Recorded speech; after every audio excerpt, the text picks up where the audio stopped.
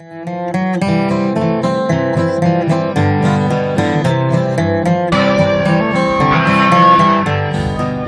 there. I'm Matt McKinley, and we're burning daylight. Underneath me that are twins that have the same birthday as me. So she's like sitting there. She goes, "Well, we should go to the brewery. I wonder what Tucker's doing." So I call him. He's like, "Oh, I'm almost to the brewery. Megan's taking me out for our birthday." I'm like, "Save me a spot. We're doing some shots." Nice. So we got there and had some beer, and so we go to leave, and she's like, "Oh, look, all my coworkers are at the Knights." And I said, "For what?" She said, "Well, there's a comedian in an open bar." I said, "Oh, why aren't we at the fucking Knights?" What? So Seriously. I was like, "Are you fucking serious, woman?" She goes, "Oh, we can go." She whips in there, man. And that was the funniest shit. We said hi to people. And I went over to the bar. And so I did. I said, "Hey, could you get me a Jameson on the rocks?" She goes, "Sure." And she pours like, quarter cup, a normal person's drink. And so I grabbed it and I started going in there and they're like, "Oh, the comedian's starting." I was like, "Well, this ain't going to last." So I went over there and said, "Hey, could you go ahead and top that sucker off?" And she pulls out that spray deal, She starts to spray it, and I went, "What?" With more whiskey. No. And she goes, "I don't know if I should do that." I was like, "Ma'am, look at this face. Would I lead you astray? I'm good." So she topped her off. And by the time I walked out of there, I probably should have had someone carrying me. Last time Robby gets the best of the Catholics. Yeah. After that, we went and picked up the kids. Sheena drove, naturally. And I went and picked them up today. And I was like, "Oh, you look like shit." I was like, "Yeah, how was I last night?" He goes, "What do you mean? You were fine." I was like, "No, I don't remember being here." He goes, "Well, you were fine." I said, "Yeah, that's the problem. When you maintain that well, fucking people don't understand that you don't know which direction you're fucking facing." Oh, that's awesome. So I had a good birthday. Cool. All right. Well, I'm going live now, so. Sweet. Go live anyways. You must have really run out of talent if you asked us to be on here again. Oh, yeah. And the old inventory's getting low, and Matt says, "Hey, let's shoot the shit." Okay. right, You guys want to go live with me? Yeah, I guess. We're live. Pretty much the only chance I'll ever get. Welcome, Daylight Burners. Cheers to y'all. I'm here with Sam and Robby again, as per usual. Robby turned the dirty 30 yesterday.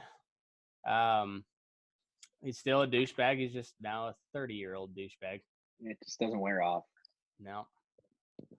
That shit just gets stankier with age. Yep. I don't even care. You guys can say what you want. I'm obviously the prettiest one in this group, so your words don't affect me. I don't know.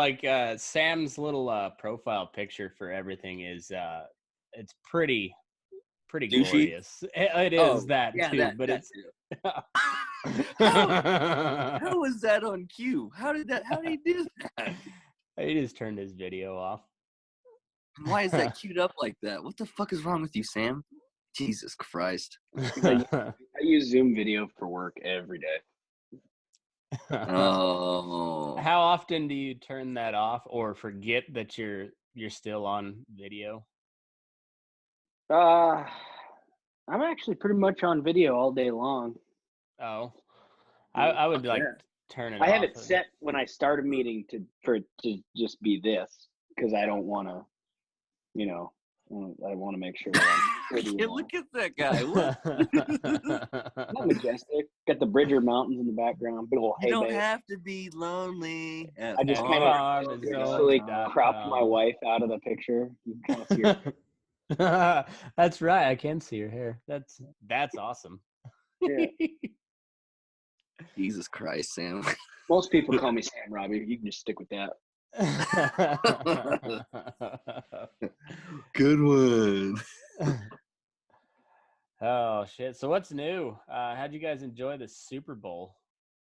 I didn't watch it. Oh, dude, I have got the fucking story for you. Oh, let's hear it. So, dude, I had heard about it, but I actually saw this shit on Cake News tonight. It was on the fucking news. So, my stepdad, Ross, he runs a big time chopping crew. They chop corn silage for cattle.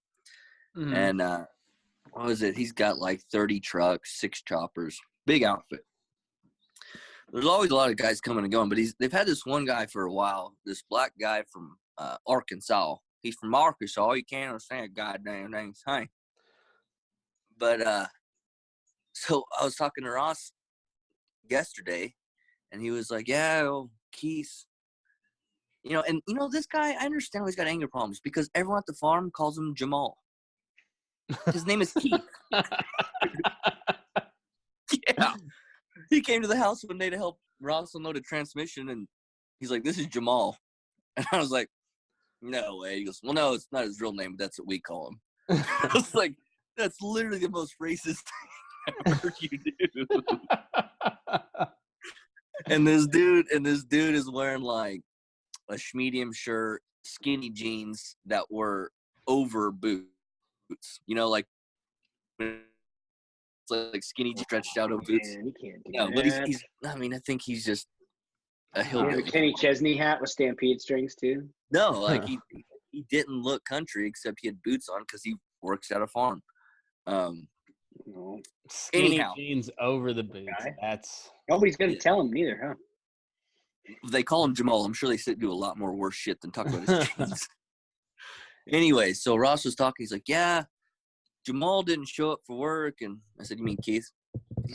Yeah, Keith. And so today he didn't show up again. And everyone's going, I wonder where Jamal's at. And he goes, well, if he ain't been here in 2 days, he's probably dead or in jail. And sure enough, he was in jail. I said, well, what do you go to jail for? He goes, wow, man, it was pretty bad. I think it was like assault with a deadly weapon, domestic dispute, endangering a child, blah, blah, blah. I go, got in a fight with his baby mama. He goes, yeah, I think he actually did. So today the news comes out. And it says Keith whatever. Truth comes out. You get this. So he got in a fight with his baby mama, and the cops are called, and and he pulled a gun on her and threatened to kill her. Oh. The fight started after when the Chiefs won. They got in a fight over Super Bowl. Wow. He's still in jail. All right, so if you wouldn't have told us that he was a black guy not named Jamal, you could have told that same story about a toothless hillbilly named Cletus, and it would still play through. It would still play through. From the Kansas side of Kansas City. Yeah. Well, yeah. And I guess he has like gotten in a few fights at work and pulled guns and shit. But at the farm, they don't fire nobody because nobody wants to work there. Yeah. But I guess his aunt called Ross, and he goes, if you ever wondered what like a black lady from Arkansas sounded like that was her. That was her. And I guess she called and was like, hey, this is Keith, mammy. What can we do about get him out in the popos? Oh, fuck. He was like, well, he's pulled guns at guys at work. Like, I'm not going to get him out. And I guess she went, he did. Oh, Lord have mercy. That boy. Well, maybe if we let his little ass sit down there for a few days, he may get his life together. I'm sorry to bother you, sir. Oh, what a sweet lady. And then today I walked in to get my kids, and I see his picture on the fucking TV. Jesus Christ. Wow. Yeah, I totally forgot about that till you just brought up the whole Super Bowl deal or whatever. God damn, that was funny. I think that was the only full football game I've watched all year. It was a good game. It was a good game. The halftime show was fucking awesome.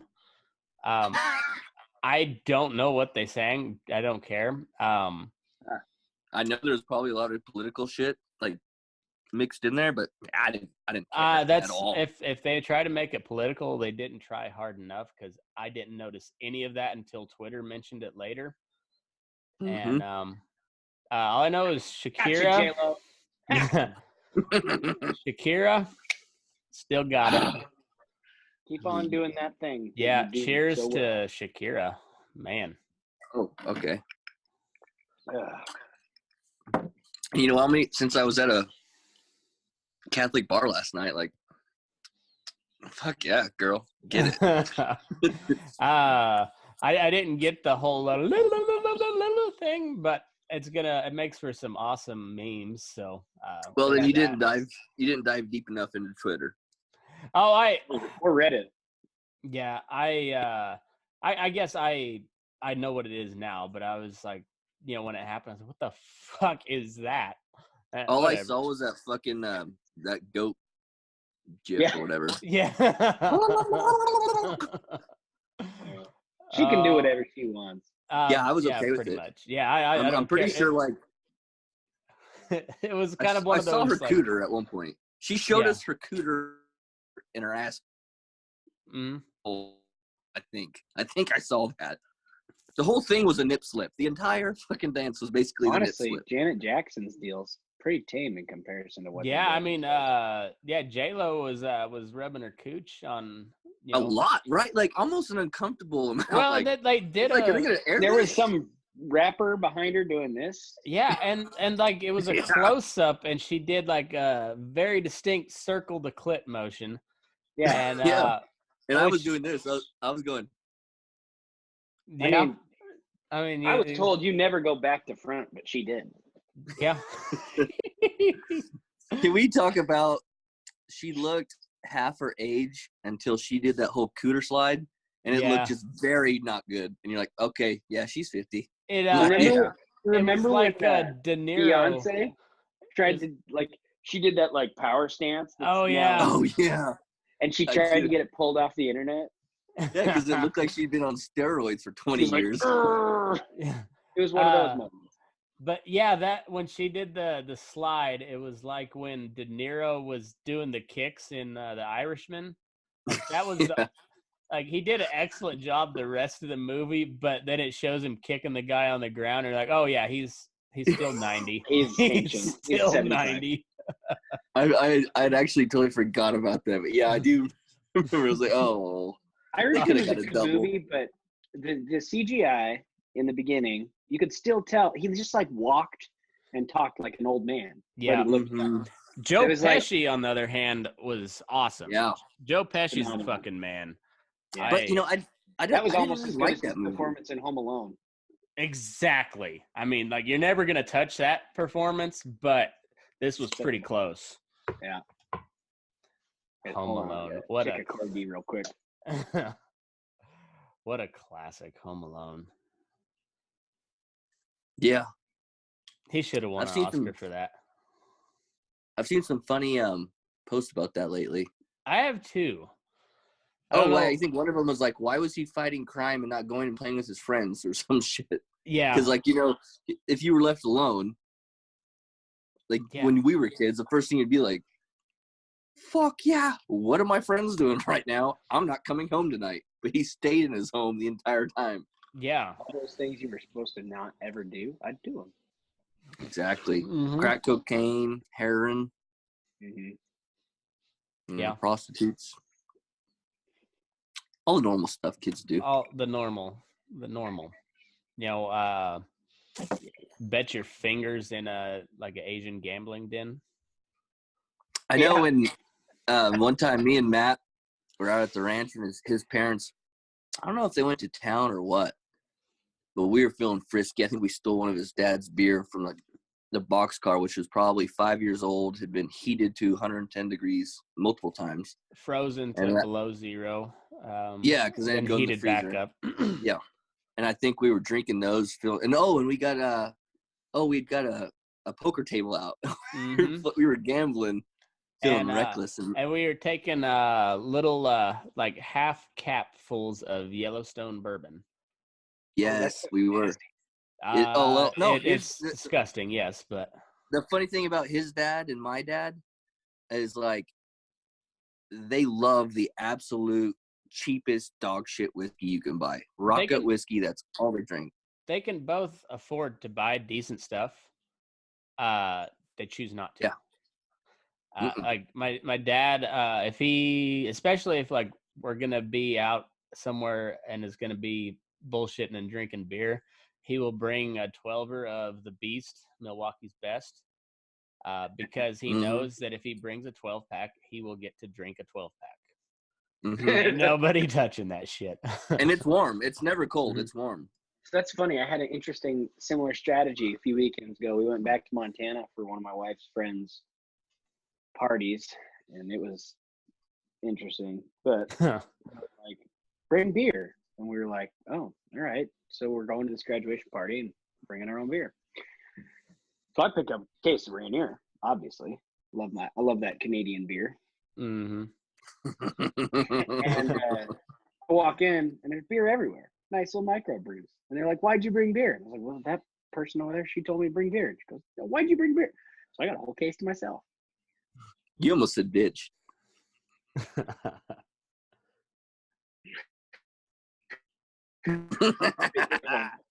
This podcast is getting large and in charge now.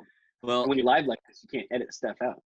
I remember, I think maybe before Matt was adopted, like his dad we'd always go somewhere. So, and I stayed there every summer. I stayed there, and I'd always gotta like request to show a nipple. So who's showing a nipple?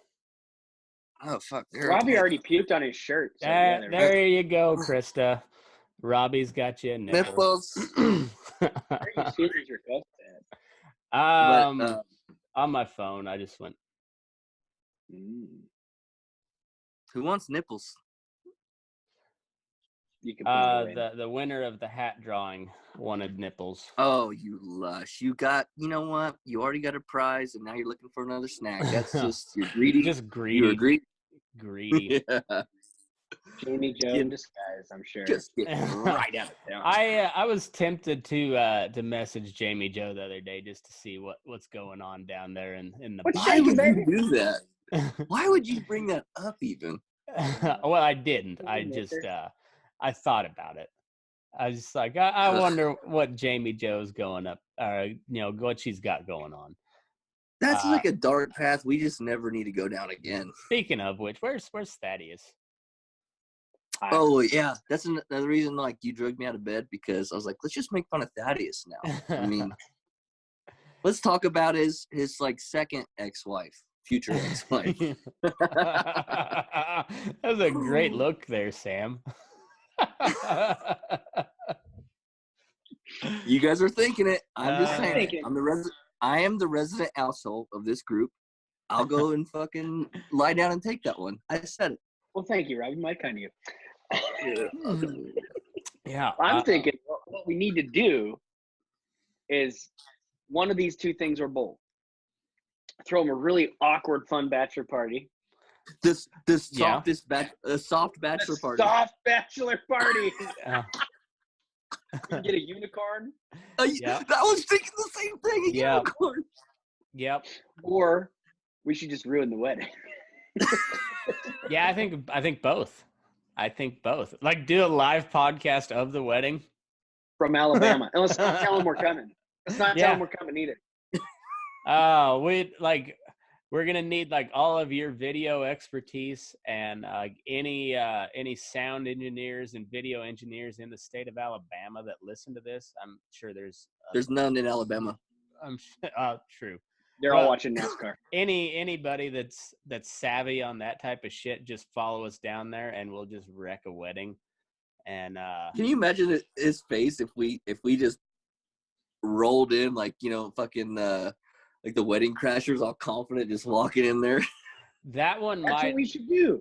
We should assemble the Burning Daylight fan base. Yep. And ruin his wedding. Just it'd be a redneck Woodstock. Yes. And the best part is he doesn't tune in to this group enough anymore to be clued in on that it's going to happen. I He had know. no idea. That's what we want. Yeah. See, we've He got to checks into go. our Snap group like once a week. I think that's pretty accurate even. See, we're gonna have to go for at least 2 hours, so he'll look at the time and be like, "I ain't watching that," and then he'll just never know. I'm not watching that. Oh. Yeah, I think he will kind of check his snaps like once every other day. I'm pretty sure that's legit. Yeah, like he only checked in a little bit on my cowboy poetry snaps, and I figured he'd be all over that. Because fuck, we saw some good music this week, boys. I mean, like some real Man, good. how fucking crazy is that lineup I sent you of that card, Bill? Oh yeah, the one down in Jesus, Pryor. man. That's Fuck yeah, that's some heaters. that's loaded. Yeah. There you go. Right on my Even birthday. like when you see a bill, like the really tiny print is usually people you didn't know. Mm-hmm. The tiny print on there is good. Yeah. That's a good festival. Yeah. That's gonna. When is it? I forgot. I It's like can't the remember. 3rd through the 4th through the 7th or something like that. But when? June. Well, June. Oh, it's gonna be Yeah. hotter than balls down there. Oh, and My Muggy, birthday goddamn boy, in Muggy. April. Oh fuck yeah. Well, you know. Oh, Shiloh What they wants you to say. switch hats. Okay. Robby. He gone. Coming back at you from the 5T ranches located in southeast Colorado. Yep. Oh, speaking of which, I got to tell you about my sponsor today, folks. That's Loma Livestock. It's owned and operated by my good buddy George Raftopoulos, little sale barn there in Loma, Colorado. They got a sale going every Wednesday with cows and singles starting at 9 o'clock, and corgis, feeders, and others at 11. And if you'd like to consign today, they are an NHTC certified sale barn, so give them a holler, 970-858-9988, or check them out online at lomalivestock.com. Thanks, George. Thanks, Loma Livestock. Back at you. How was that? Did you say corgi? Not bad. Corgi. He did. He said, no, you said corgis. Yeah, I did. Corgi. Sure, Oh. Like the dog? Yeah. Like, hold on. Like corgis? Ah! Oh, hold on, Sam. Like, don't yell at me, you fat Ah! I'm surprised you can lift that chunk. Come here, Audrey. Audrey! Look at me! Audrey! Lieutenant Dan, you ain't got no legs. Come here, Audrey. See, my corgi's a lush. Like, she's got a thing for chew. Yeah. Look at her right now. How do I switch this son of a bitch? See, I've got Can a I real switch? dog. Look, I dropped chew. I got a real dog too. Oh, I know. But this Real one and a beautiful fake one. face here. A Dalmatian?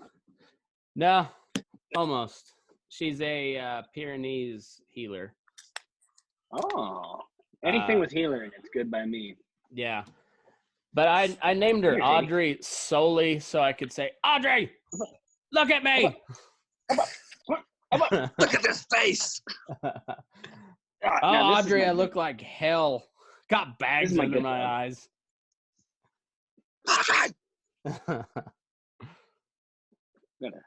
Got a healer dog. Oh, guys, this is the first chew I've been able to stomach all day. Whew. One of those days, huh? Oh, it was bad, man. Were you then- still hammered going to work?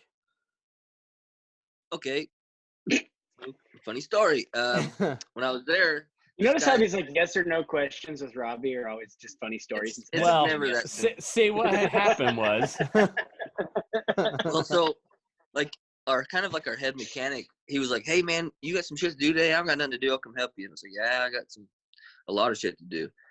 So he's like, "Well, when do you want to do it?" And I said, "Well, after lunch, it's gonna warm up because it's still freezing out." So 1 o'clock, I'm gonna leave my house, and then I had told him I was hungover, when I went to leave my house, I realized when I had said that I was not hungover, I was still a little drunk. Because when I got out there, I thought I was going to fucking throw up. I was so goddamn sick. It was bad. And so when I came home, I came straight home, walked in the shop, took a shot of apple whiskey, slammed 2 beers, and I still didn't know if I was going to be able to make it through the rest of the day. I asked Sheen, I was like, did I feed the horses last night? I don't ever forget to feed horses. And I don't really know if I fed them. I have no fucking idea. Pretty sure I did. I think I did. Yeah, they'll be all right. They were kind of annoyed with me, though, so I also think maybe I didn't.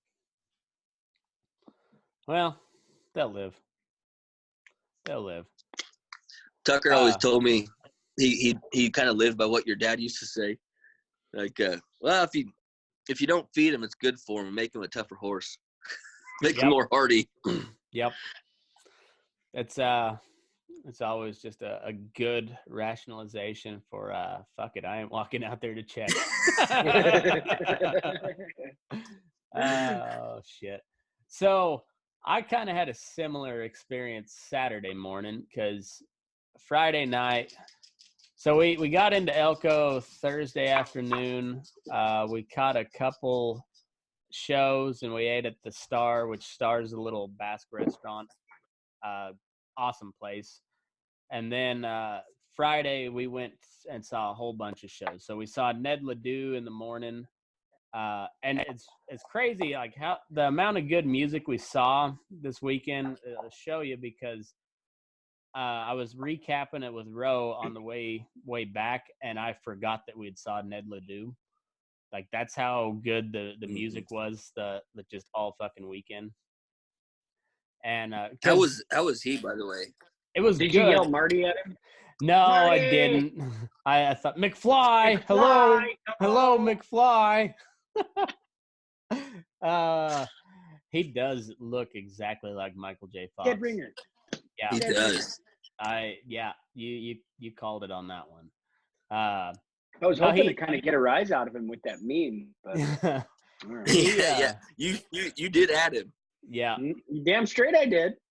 Last night I was hanging out with my buddy that looks like Seth Rogen. You bet I tagged his ass. I saw that. You did. You know what's crazy is that was so crazy how when Matt saw your doppelganger. Oh yeah. Literally that day at lunch, I was sitting at Buffalo Wild Wings. I mean, I couldn't. I was like, kind of. No, well, yeah, like I said, if you would have smoked a few cigarettes in your day and maybe done a little bit of cocaine, like he's a dead ringer for you. Like he's a little strung out. I smoke cigarettes to impress girls. Oh, nice. Of course you did. The Mitt Romney of punk rock, folks. That's perfect. Speaking of Mitt Romney, Lord, can we? Dude, are we? Wait. Are we gonna go into politics this early on? Well, I just want to say that like, R.I.P. Mitt Romney, because 2024, his life is gonna be a fucking nightmare because I he's know gonna what move back down to Mexico with the rest of his clan. Yeah, he's just gonna brave the cartel because Trump is gonna be sending nukes into the state of Utah, just scorched earth on Mitt Romney. And of all Republicans to fall on that sword, I did not expect him to do it. No, because he is establishment as you come. Yeah, and the establishment has made it clear. I smell some kind of political motivation. Honestly. Well, and I don't know what it is, but yeah, there's definitely something smart to there. Do that. Like I said, I still think they're going to impeach him after he gets reelected. So then the Republicans don't have to worry about Trump getting reelected. So then they can go ahead and jump ship on him because as you know, the establishment don't like him. But I think you're reading too far into that. I don't think that's going to happen. If he gets impeached, he can run 2 more times. Oh fuck! But anyways, he's not up for re-election till 2024. So he's banking on that it's a 24-hour news cycle that everybody's on, and they're going to forget about it. And he's probably right. Everybody except Trump.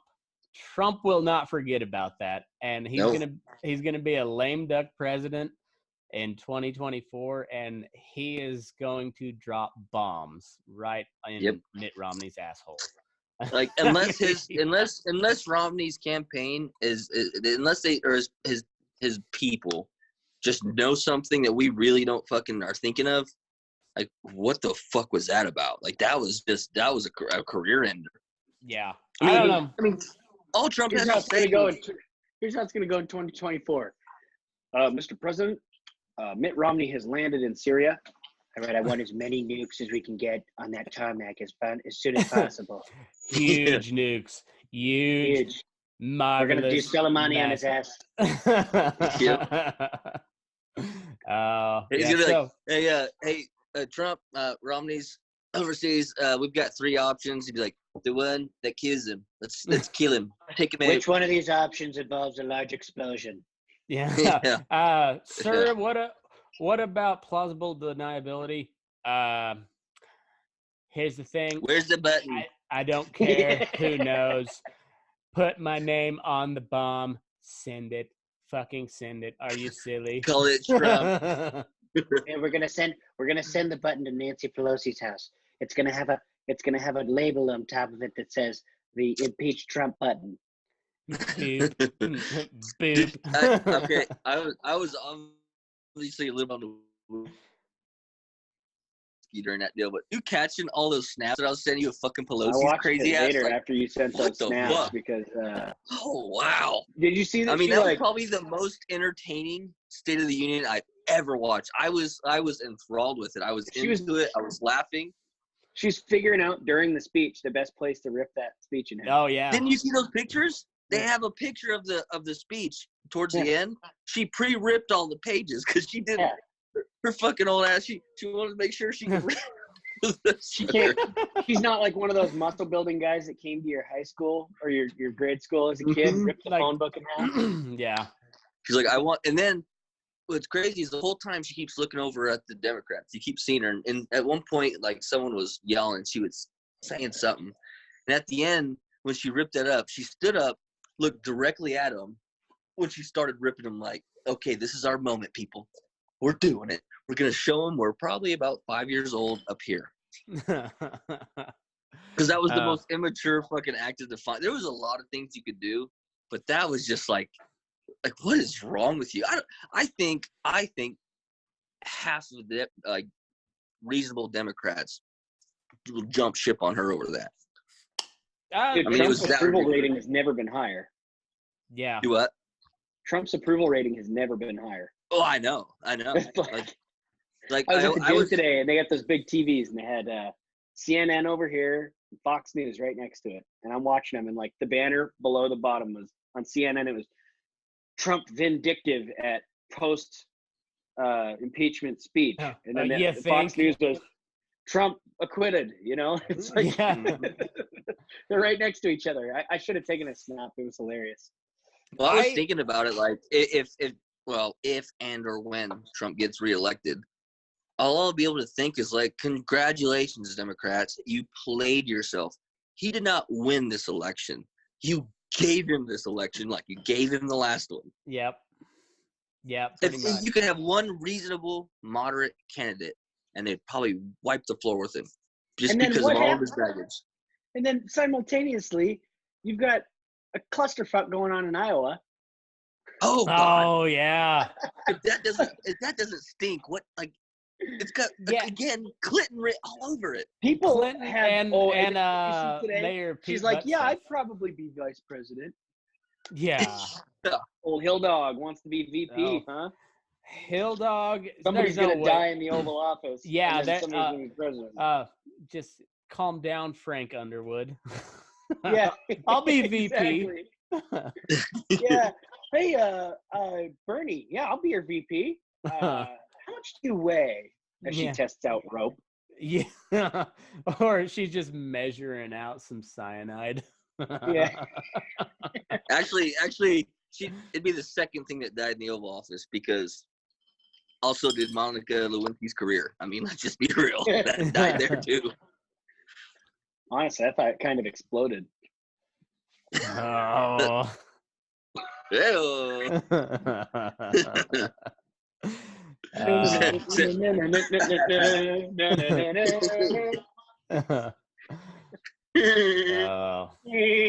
It's been a hell of a week already. Shit. We got the State of the Union. We had the Super Bowl.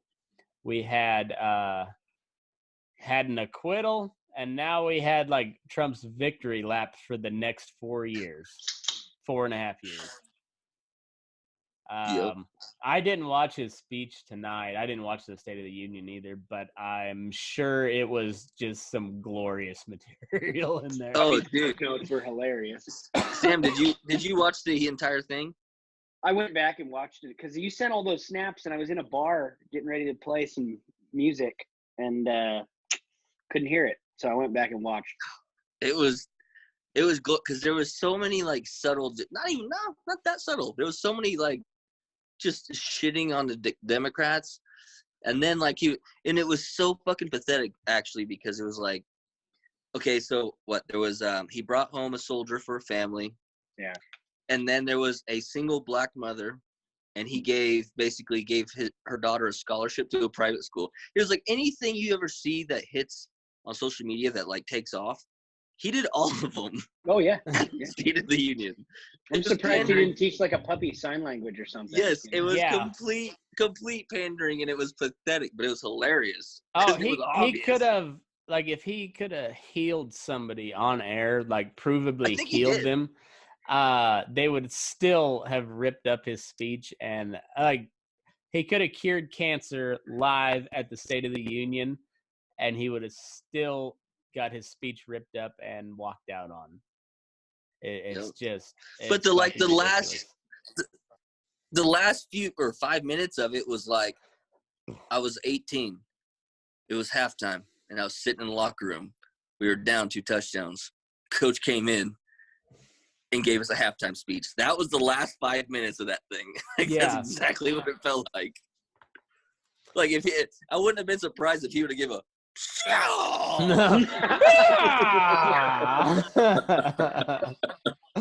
I heard the Dave Chappelle.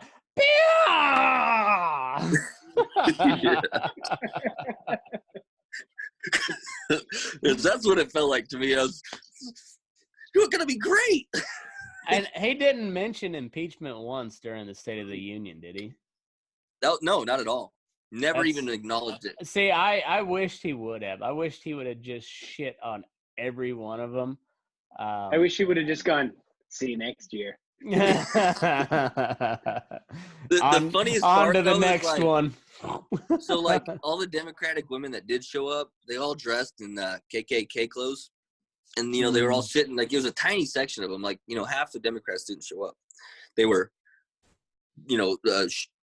like protesting, I guess, Boycotting. right? But so you could see Pelosi behind him looking over there all the time, like she was taking signals or something. And then sometimes when he'd start like when he'd go into, socialism is bad and we will never be socialist, we'll never come after your guns, he would turn and look at him like he was like glaring at him when he'd say it. Like that's like the biggest fucking look at these motherfucker. Like that. He was like shitting on him. I don't have anything to worry about. I don't have any guns. Me neither. Yeah, me neither. You actually don't. Rieger hat off. Yeah. Boating accidents. This is all I've got left in my collection. That's it. All the guns that in a house fire, boating accident. It was a houseboat. R.I.P. I was with Sam. We were in Tahoe. Yeah, exactly. It's a very deep lake, so if you find them, please let me know. I honestly wouldn't even go looking. No, they were just old family heirlooms, not worth much. Yeah, BB guns. Yeah. Megan Schermerhorn says, "Hey, happy birthday, Robby." Oh, that's cousin Meg. Oh, love her. Hey, She's cousin awesome. Meg. You know her. Yeah, I know. How's it going, Meg? Yeah.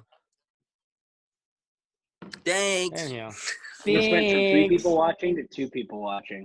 Now that will happen. Meg just signed off. I think I watched your last one, Matt. Your last live one. And I think I was like the only one watching. I think so. I You wouldn't respond to me. Oh, we got. I never watch anything live. Trolling. Well, I never watch anything live because you know that it's going to be back up and you can go back to the beginning and watch the whole thing. So I don't blame them. Yeah, but if I want to real time say inappropriate shit and watch Matt's reaction, can't put a price on that. That's true. That's true. No, I don't ever watch anything live either. But apparently, this is the thing you're supposed to do. So I don't know. What all and here we are. Influencers are doing. Yeah, and we've hit the level now where we're considered mini or micro influencers or something like that. I think the label.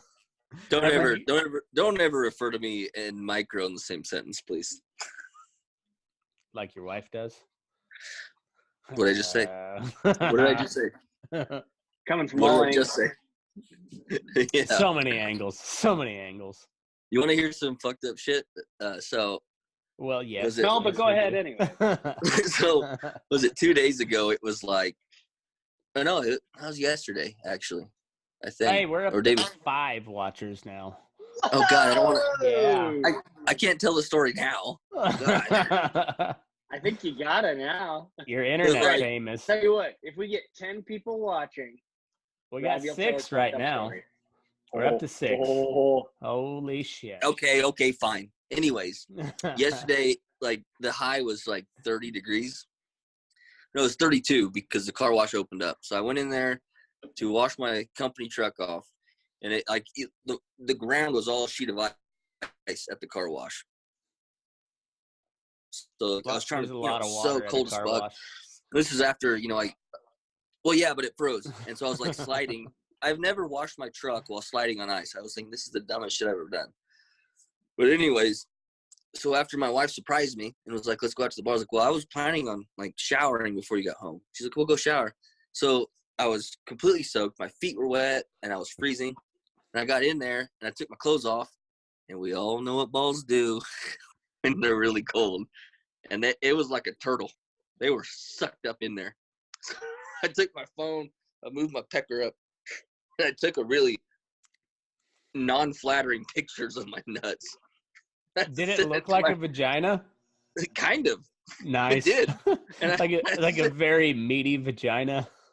You couldn't really even tell I had balls. And I said it to my wife, and I was like, "You remember these? You ever seen anything like this?" She was like, "What the fuck?" Sam's out. Nah, I gotta let this dog. Stupid corgis gonna piss all over my floor if I don't let him out. Come on. It was amazing though. The picture was amazing. She's like, that's the weirdest shit ever. I was like, I know. Balls are cool. What would you call that? Like, because you got the bat wing, you've got the goat, the brain, fruit basket. I guess the turtle. We call it the turtle. The turtle. I don't know, but I told her, shrunken clam. She was like, "Why would you do?" I was like, I needed you to see because it's so strange and it's pretty impressive what a ball said. You guys talk about how your vaginas create babies. I was like, look at this. My balls retract. like a full 3 inches. Oh, yeah, you're down to 5 watchers now. Robby. And I told her, I was like, it's funny as Christy Ferno just tuned in. Christy. I told her tuned in right as you were talking about your ball sack. But I told you, I was like, yeah, sometimes when I'm shaving my nut sack, I think if I could go stand outside for like 5 minutes, this would be a lot easier. Get everything nice and tight and organized.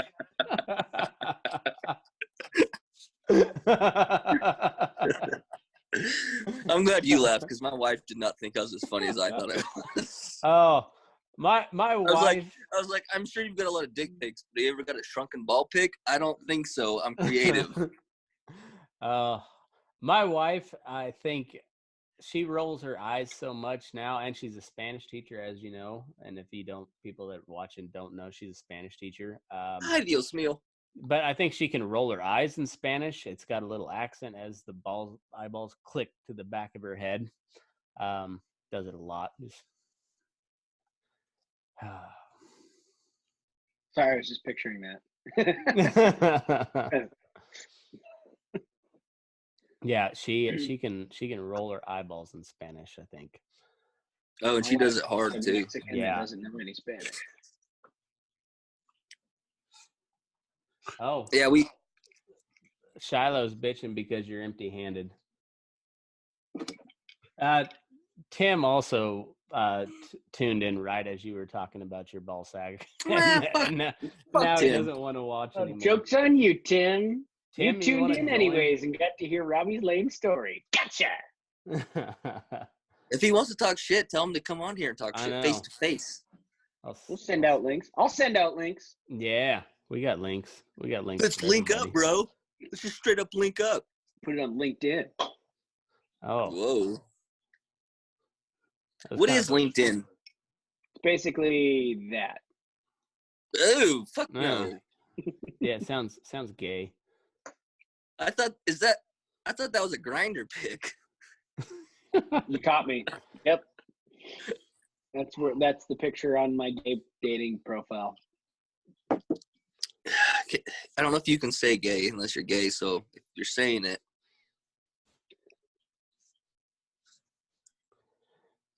Must be kind of gay. I guess. Yeah, I'm probably pretty gay. I don't know. I don't like dudes or anything, but maybe I'm gay. You've got the face of a guy that's like, yeah, I've taken a couple dicks.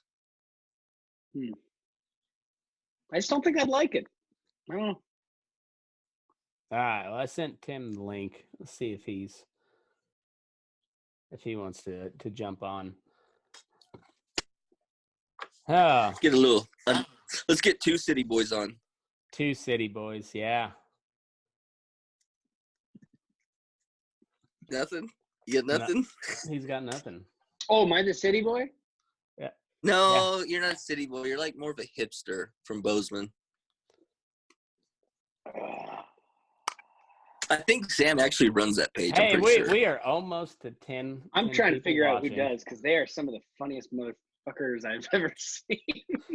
Oh, I know, and I know this is like it's actually not even funny, but the long con here, it's not even a con. Is I follow that page, and Sam sends me those pictures all the time. Do you? Okay. Yeah, I'll stop sending them to you now, because that page is glorious. Like solid gold. I just never told you because I thought it was funny that you sent them to me. I was walking down the street in Bozeman this summer talking about that page as to my wife. We're walking down Main Street, Bozeman, and I'm describing what the hipsters of Bozeman Instagram is. As we're walking past this like hipster lady with one of the, like the flat build. Oh yeah, with the crease. Like she looked like freaking Wyatt Earp's gay lesbian sister. Can't say that either. Well, I'm a lesbian. I can say that, but so that makes more sense. Walking down the street, and I'm like, yeah. And right as we pass, I'm like, yeah, it's this page. Somebody takes pictures and ridicules all the dumb fucking hipsters in this town, and then it kind of fades out as we walk back. And then I purposely said that as we're walking past this girl, and she I look back, and she's kind of like, for effect, I'll get a different hat on. She's like walking. She's like.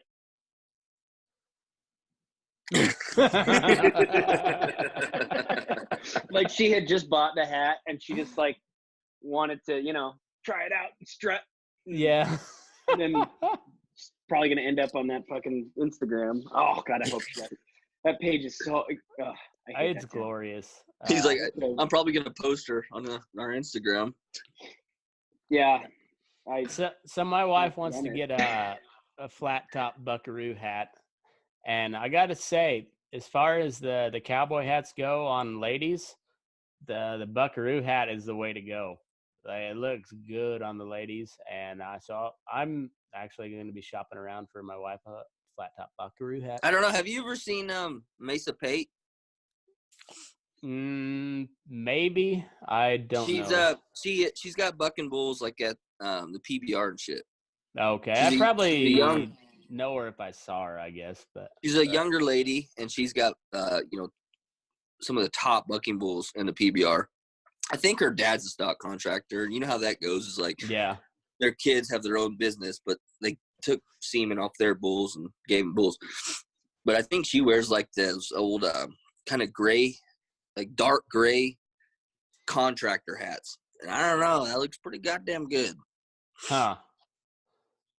I'll have to check it out. It's worth a Google. It's worth a Google. No, there was. I know you're talking about those. Yeah, some of them buckaroo hats, they look pretty good on women. And why are you pretending like you're not gonna get one? We know you're going to. You got the mule hide. You've got the 60-foot rope. You got the mule hide. What's next? I'm gonna stick with my taco hat, and I'm gonna stick with my swell fork saddle. Everything else, I'll get a spade bit at some point, but. And what's after that? He'll be on that Wade with his fucking flat hat here before long. Maybe we'll see it, but nah, I like that buckaroo hat on the ladies. That looks good. We saw a whole bunch of those there in Elko. Like Sam, we're for sure doing Elko next year. Like if I don't get in as an artist, who cares? We're going. We're doing Elko because it's going to be a blast. Well, I'm gonna apply. I'm gonna put together an EP. Nice. To put in with the application and a bunch of I'm gonna put together an EP and then an EPK to send to him because I'd like to go to that. I think that's really my music doesn't fit in with the rest of the country music around this part at least. But every single one of those artists is somebody I listen to and respect and identify. And I definitely have a different sound than 90% of them, but it's still cowboy country in my mind. Yeah.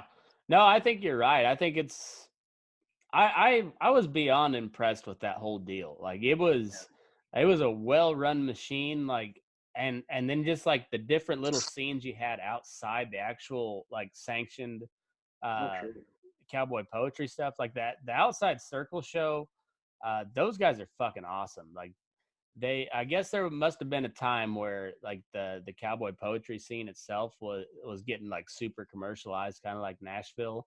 And these guys, like they weren't getting in or whatever, or they weren't seeing people that they liked. And so they just started their own thing and they did it at the Star Hotel, which is like the big place in Elko. Yeah. And so now it's a free show. Like they just pass around a donation jar, but we left there at 3:00 and they were still going strong on Friday night. Like I wanted Justin Reichart is kind of like the ringleader of the whole deal. And I wanted to stay to see him play. And I never did see him play. Like I saw him like shuffling people up to the mic in between acts and whatnot. But I never did see him play, and we left at fucking 3:00 in the morning because like we just couldn't hang anymore. And I think on Saturday he posted a picture, and they shut it down like right at 6 a.m. Oh, that's bad. I mean, but it's all the just cowboy artists. Like they all play and sing, but they're just cowboys for the most part. And then, but they like Coulter Wall played there. He was they don't have a big billboard or whatever. They don't bill it, but yeah, he played right around midnight, I think. But and then there was, I think we probably saw 7 or 8 different people there. It was crazy. Like that place was fucking packed, and there was every type of person you could think of there, like flat top buckaroos, taco hat Texas punchers. I saw biker colors, bunch of hipsters, just everything. And, like we walk in and I'm just like, you're just like shuffling through people. And I didn't even drink for like the first probably hour and a half we got there because I was like, like shit could pop off real quick with like this combination of people. So I just didn't drink. And then it kind of started to loosen up a little bit. They cleared out the dining room, so they started setting up for music, and so you could kind of move a little bit. But like, I never even saw anybody talking shit to each other, let alone a fight. And it was just crazy. It was a cool show. Core Blund was just like hanging out. Apparently, he didn't have a show that night, so he just came in, like drinking beer, hanging out. And but like you saw a bunch of those artists that were playing at the Cowboy Poetry that all came to the Star for the Outside Circle deal, and it was a cool deal. Next year we're doing it up. We'll I'll do some research, try to find us a little bar off the way, and we'll do a meetup type deal there. I like it. Yeah, I think it'll be fun. When can we do a Burning Daylight cruise, like the Drinking Bros? Oh, that'd be awesome. Fuck yeah! Well, if my houseboat hadn't burnt down on Lake Tahoe, God, Sam, with all my guns in it. You and your marijuanas causing fires. Washington, like right there. Shit, hold on, the goddamn TV turned on. Fucking guy. His FBI agent, just checking in. We're still holding strong at like five viewers. Bull Seaman. Oh yeah, I'm checking in on the comments. Tim Martin, Bull Seaman. Tim, you're supposed to be on the podcast, you jackass. Tim, get in here. Is Tim still talking? He commented Bull Seaman for some reason. Tim, if you don't get on this podcast right now, I'm gonna write a scathing entry in my diary tonight. He'll do it. You would. He'll fucking do it. Sam, I think you're supposed to call it a journal. No, I've got one of them too.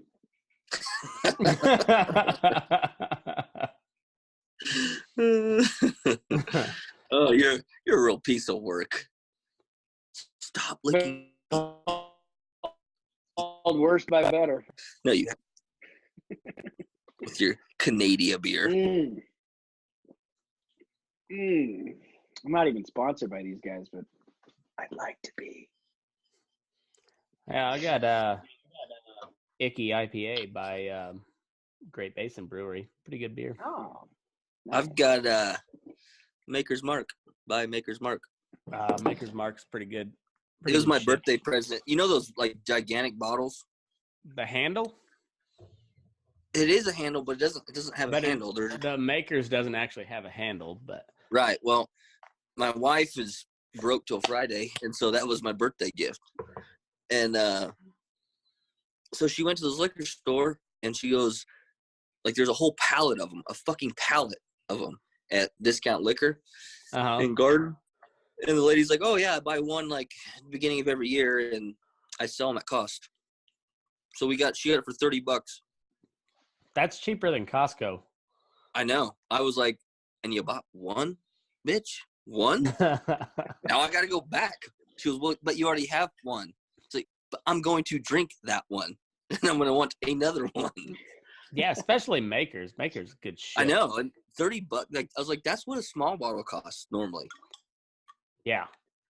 So I think I'm going to go back and buy them out. How much for the pallet? Up here, we don't get it in Costco. I'm jealous, you fucks. You don't get it in Costco? Not in Idaho. I don't have a Costco. We don't have Costco here. Or wholesale. They don't do. I mean, you got to go to like well, I guess I go to Total Spirits and Wine and. No, dude, this is like a tiny ass liquor store. It's in a strip mall. It's a tiny ass little store. Yeah. There's a nail salon next to it. That's the one on Kansas, right? Yeah. Yeah. Hey, Matt, you can get like a bottle of Beefeater for like $10 down Nevada.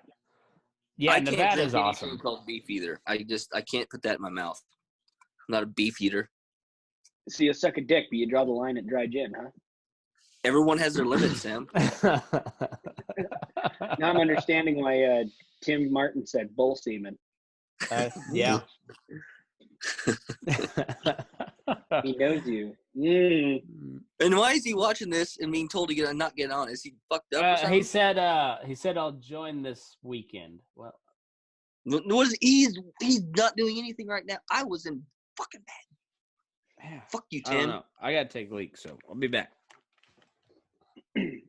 Oh, sweet. He has headphones and everything, so he can't hear us talking shit while he's taking a piss. Oh, what do you want to say? What do you want to talk about? God, now that I'm on the spot, I honestly don't have many bad things to say about Matt. Kind of gonna I have know. to make See, I thought you were putting me on the spot, so I reversed it and put you on the spot.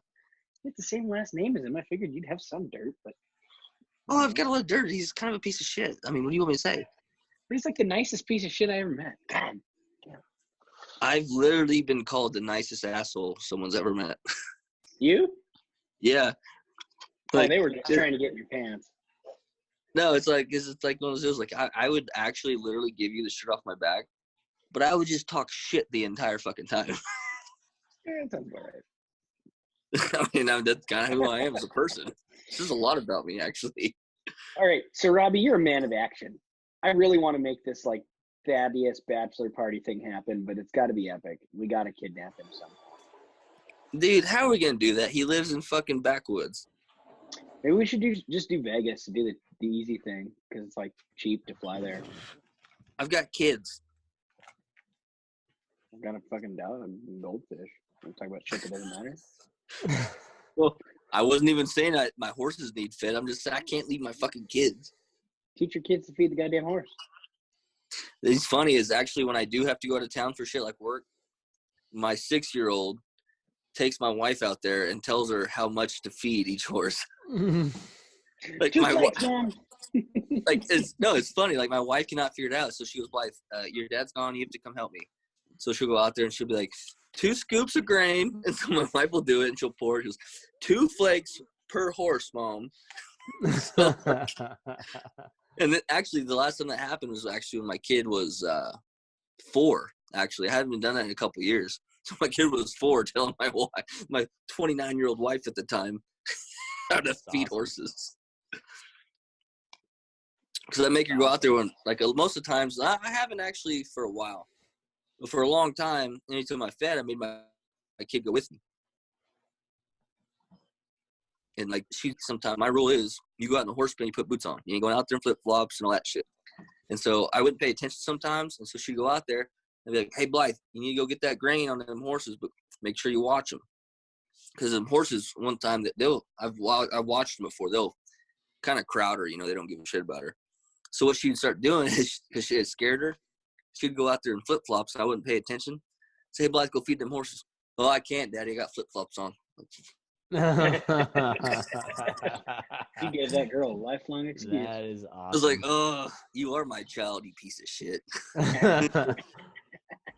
Always finding the loophole. So we got gifted this turtle that was used for the turtle races at the county fair by a fellow teacher of Rose. Their kid gathered up this turtle, raced it in the county fair, and they're like, "Well, what the fuck are we going to do with this turtle? Oh, let's give it to these jackasses with young kids because their kids are like teenagers." So now we have a turtle and an aquarium. Gus, proudest moment of my life so far, I think, named this turtle Blaze. Awesome. And I forget what he was doing the other day. It must have been like knocking on the aquarium or something. And my father-in-law, who was babysitting at the time, was like, "Hey, don't be doing that." And all right, no, it was Ro told him, "Don't do that." And she's like, "You go apologize to Blaze." And he goes, "Well, turtles can't talk." And Rose said she went, "Yes, but they can hear you." You little fucker. And I was like, he comes by it honestly. He can't help it. He honestly can't. I'd say the same thing.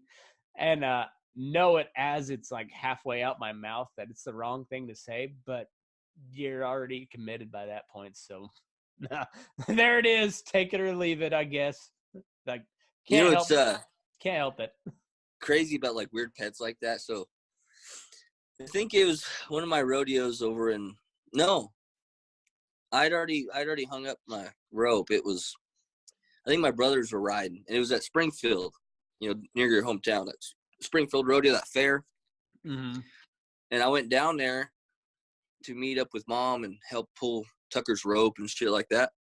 And I got there, the rodeo hadn't even started yet. They have a big old fair and carnival out front.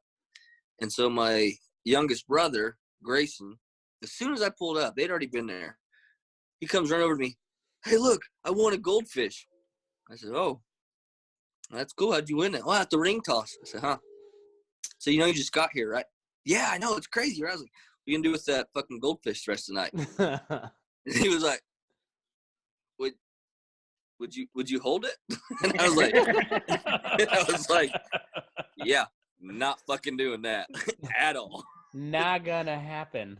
And so he just went through it in the car, and me and Mom laughed, and I was like, we had shoes in the stands, and so I was like, I got to go across the arena. I'm gonna go help Tucker. So Grayson goes and throws it in the car, and then we were laughing. I was like, those goldfish, like that thing's gonna live 2 days, maybe max.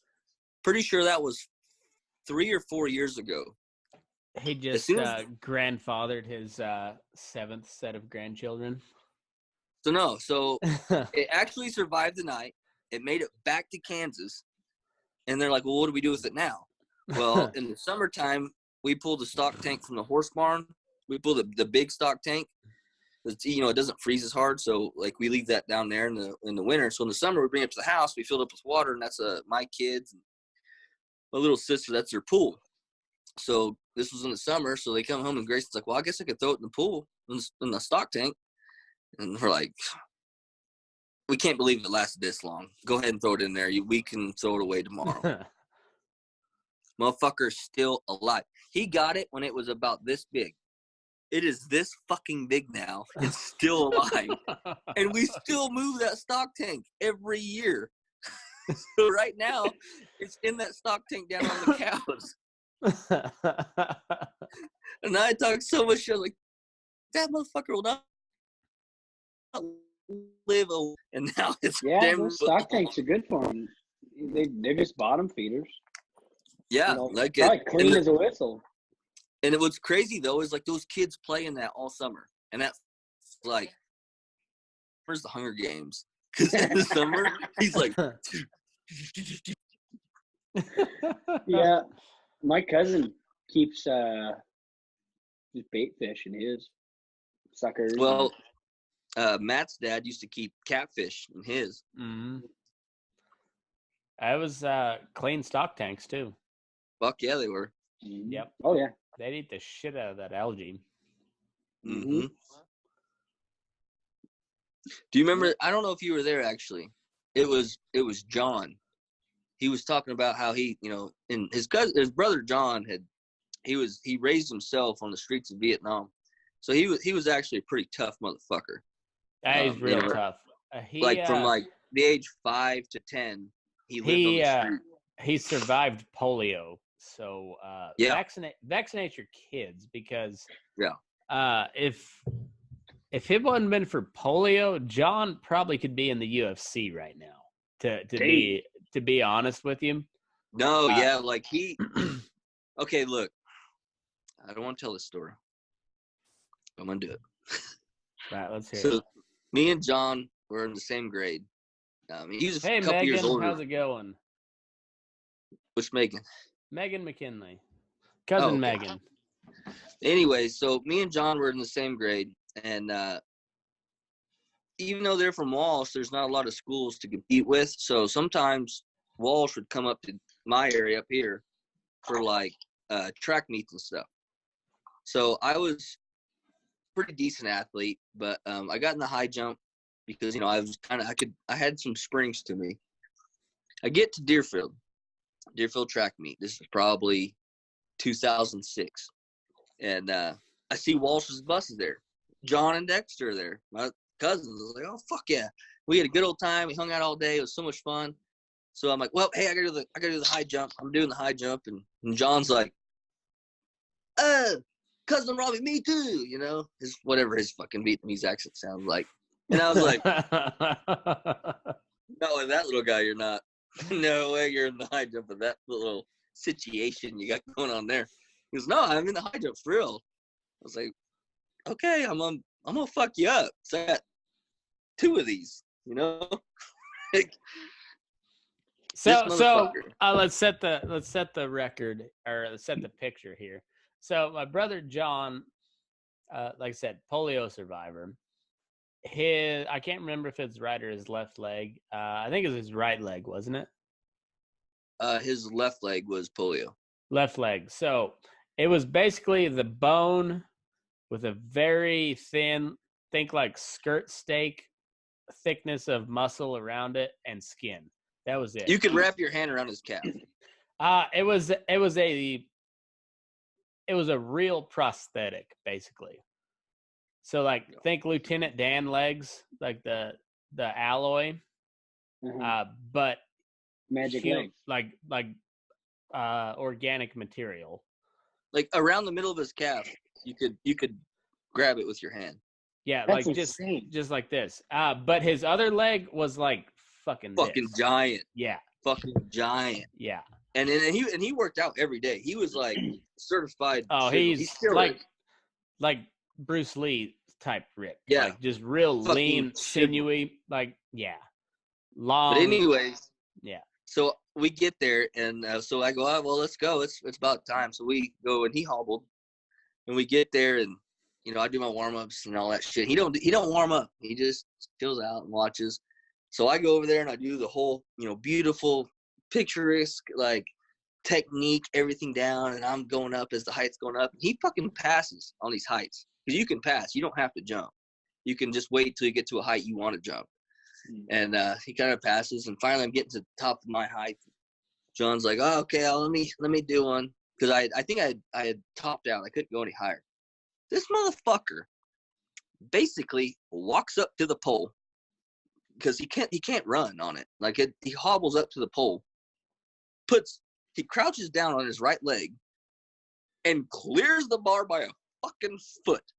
Beats the shit out of every. He embarrassed me with one fucking leg, and I was sitting there going, I'll go one more round. All right, so this kid is the descendants of the Viet Cong. Like he's a bad son bitch. I mean, he really is. He's experienced more shit in his first 8 years of life than we'll ever experience. Yeah, no doubt. He survived on the streets selling cigarettes and postcards and T-shirts. Yeah. Yeah. Gee, darts and cards, huh? Basically. And for food, he would steal people's fruit out of their fruit trees. Mm-hmm. So this kid was basically Aladdin. Yeah, basically, yeah. But like the Vietnamese version, Southeast Asia version. The knockoff Aladdin. Yeah, yeah, exactly. Sing Go to hell. Oh, hey, people that are Susan Mahaka's watching. Hey, Susan. But I mean, if it makes it better, like that type of personality at that age, overcoming shit like that, he's now like makes more money than all 3 of us combined, I think. So I think so. He was in sales last time I knew. I don't know what he's doing now, but he was making a bunch of money. He is. He's selling it. He sells life insurance to all of the nail salons, Vietnamese nail salons in California or New York, or whatever. There you go. Well, that's a good place to sell them because they have to have it in California. Yeah.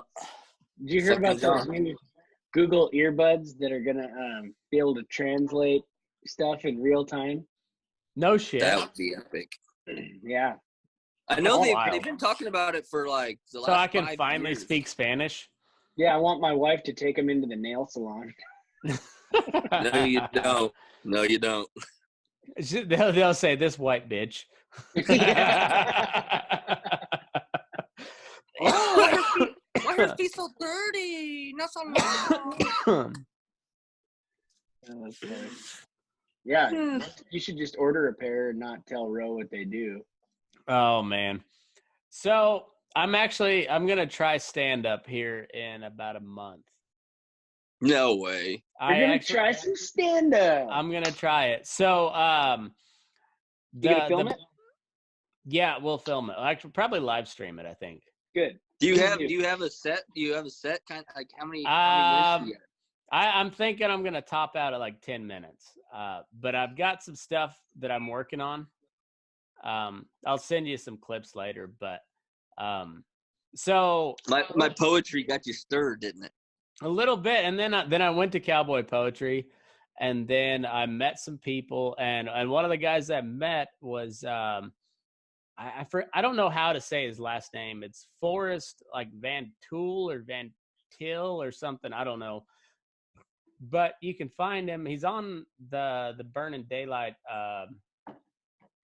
playlist, the request playlist. He's got a band called An American Forest, and he played with you know him, Sam? I was listening to him. I listened to the Burning Daylight playlist like every other day. Nice. So yeah, he's got that Burning Starlight song. All right, so he played the show with Corb Lund and Ramblin' Jack, which ranks up in my top 3 shows I've ever seen, because it was just 3 of them on stage with a stool, and they all came out with their drinks, and they like nobody interceded on anybody. Like Corb would play a song, Jack would play a song, Forrest would play a song, and and like in between they'd bullshit a little bit. And I think Corb played MC Horses by Ian Tyson, because Ian Tyson was the first year in forever he didn't make it to Cowboy Poetry, and Corb was bummed about it, and Forrest really likes Ian Tyson, so so Corb started playing it, and then Forrest joined in for the harmony. It was a fucking cool show. Like that sounds fucking pretty legit. Ramblin' Jack left after his, like, midway through his first song. Like, he didn't even sing the last verse because, like, he was just having a hard time. He was coughing a bunch, and I was like, "Fuck, god damn it!" Finally, don't die right now. Yeah, I was like, he's gonna die on me. And then he comes back with a Bud Light, and he sings like a fucking songbird, and then tells us stories like he always does, and it was awesome. Well, I get that. It was a great show, and but anyway, I saw Forrest at the Star later that day, and so I asked him to come on the podcast and whatever. We swapped numbers, and we've been talking, and he's like, "Hey, how far are you from Tahoe?" And I was like, "We're about an hour from Tahoe." And he's like, "Hey, can you do or is anybody willing to host a show on like a Tuesday, Wednesday?" And I was like, and he said house party or like a barn show or a house show. And I was like, "Oh, that'd be tough midweek. I think weekend we could probably get it done." But I was like, "If you don't mind another bar, we can set that up. Like almost guaranteed." And he's like, "No, we'd love another bar. We'd actually get paid that way." And so, all right, well, so I was looking through some of the local bars here, and I was like, "Fuck it, I'll do a little set to open for him. Why not? Never done it, so I mean, I guess I don't know, man. I've kind of done it on like the podcast. Like I do it a lot, but I don't get that immediate feedback whether the joke works or not. So I'm a little nervous about it, but I'm gonna try it. See how it works. So, like, with me, like, I can always do some funny stuff if I sit down. Kind of fun. Like, with that poem, it was... Yeah. The whole time it sounds like I'm talking about my dick, and then, it's my heated stock tank. Like, I can do, like, little funny stuff like that. And so I've always thought, I'm pretty personable, and I'm not afraid of a crowd. I could do stand-up. But after listening to, like, Rogan stuff about doing stand-up, and then watching that comedian last night, I was like, because I was trying to picture myself up there in this shitty ass little fucking Knights of Columbus hall. I was like, fuck, I don't know, man. I don't think I could. I got to talk to this venue, but I think if it works, and I think it will, like it'll be a really good beginner one because I know the crowd, and there's going to be a good mix of like cowboy and not cowboy, so I can mix a little bit of what I'm trying to do with this podcast, so where everybody's going to laugh about it. But putting it on paper and actually making people laugh is a whole different thing. So, well, and here's what I didn't I'm realize. still like Rogan always says, when you bomb, it feels like you're sucking 1,000 dicks at the same time. So I'm afraid that I'm going to suck 1,000 dicks at the same time and then still go up and do stand up. So first time's the worst time, man. The only good thing about it is that's going to be really good for the band.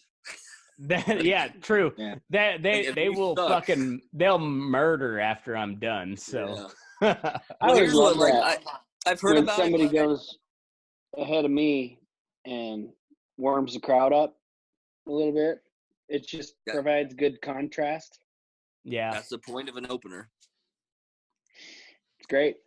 Yeah, but here's what I don't know. I'm excited for it, but I'm super fucking nervous about it. Well, like I've heard about like how there's an actual program to what comedians do, and this guy last night actually pointed it out. Like that was part of his bit.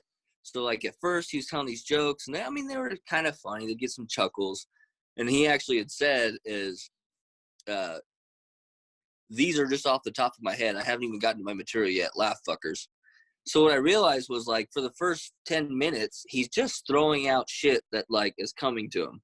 Yeah. Like it's not even planned. He's making jokes about stuff about Garden City or, coming to this town every year. And he's just throwing out these little jokes and they're getting some minor laughs. And when I realized he said what I just said, but like what he was doing is he was just getting you to chuckle a little bit and open up until he got into his material. Well, and that's the thing. And it worked flawlessly because once he got into his material, people were fucking slapping the table and fucking because he got them loosened up. Because it was the comedian. It's weird. You don't know how to act at first. Yeah. Well, and see, I've listened to enough stand-ups that I know that because like Robby, well, Sam, you too. By this point, some of my stories, are gonna fucking murder. Oh, if people are ready to laugh. So like I just there's gonna be a couple probing questions, like judge the audience, blah blah blah blah blah. I'm still probably gonna bomb like a motherfucker, but I will get some laughs off a couple stories. So I'm gonna set it for 10 minutes. If I make 10 minutes, that's awesome. If not, like if it's going battle, I'll bail. Forrest, and here's the band. Forrest, you're up. Don't quit. Do it. But he also, I told him, I said, hey, I've never done it. I've got some material I'm working out, but are you okay with it? Because if he would have said no, I wouldn't do it. But he said go for it. So I guess fuck it. If you're in Urington, Nevada, we haven't set a date yet, but it'd be like March 3rd or 4th. You can come out and boo the shit out of me or whatever. I don't care. Don't matter. Actually, most like professional comedians say the hardest venue is a music venue. Like when they're there to listen to music, that's the hardest place to fucking do comedy. Yeah, like you're really like gonna give it to yourself there. Well, whatever. Have you hit up any open mics and stuff and worked your shit out? No, not at all. You should. Do you have any shit? I got a little bit, yeah. You should go work your shit out, man. Go to the next town like over. if you're gonna do it, he's right. If you're gonna do it, go bomb before you go onto that stage. I go to a place every Wednesday night up north of here. That's pretty chill, and it's a good audience too, and they're there to hear music. But all I do is bring new shit that I'm writing. I don't play the same shit that I play in my 2-3 hour sets. I just play. I bring brand new songs and gauge temperature, and then I come back home that night and rewrite a bunch of shit, and then come back. And I think it's the same for comedy. You just got to try shit out. I think it goes differently up here than it's going to go out there. So, well, and like Rogan Talks is like that's what he does. Like that's why he still goes to like the comedy club every fucking night because he takes that new shit and like after he gets it out there and does it, he realizes, well, fuck. I should have delivered it this way. Yeah. And then he goes back and rewrites it. Oh, Tom Segura is going to be here working out. It says on the bill, working out new jokes in like next week. Nice. Isn't Tom the one that dosed He's the funniest fucker Bert alive. Kreischer? No, that was Ari. Ari Oh, Ari, Shafir. that's- Ari was just here. But, Was he Tom- really? Tom is the that funniest piece fucker on the of planet. shit. That was the fucking foulest thing I've ever heard. But here's what I'm fucking disappointed at. That Bert is so mad. I know. He won't put it out. Fucking party boy. Fucking party boy. Like, how many times has he been a part of that same shit? He can deny it all he wants, but if you're gonna be the number one party boy at fucking Florida State, you know there, like, whether he did it himself or not, you knew that shit was going around because of parties he was at. Yeah. And now he's all butthurt. Yeah, fuck off. No, Yeah. but no. I agree with him. Now with kids and wife, I'd be fucking pretty upset if someone.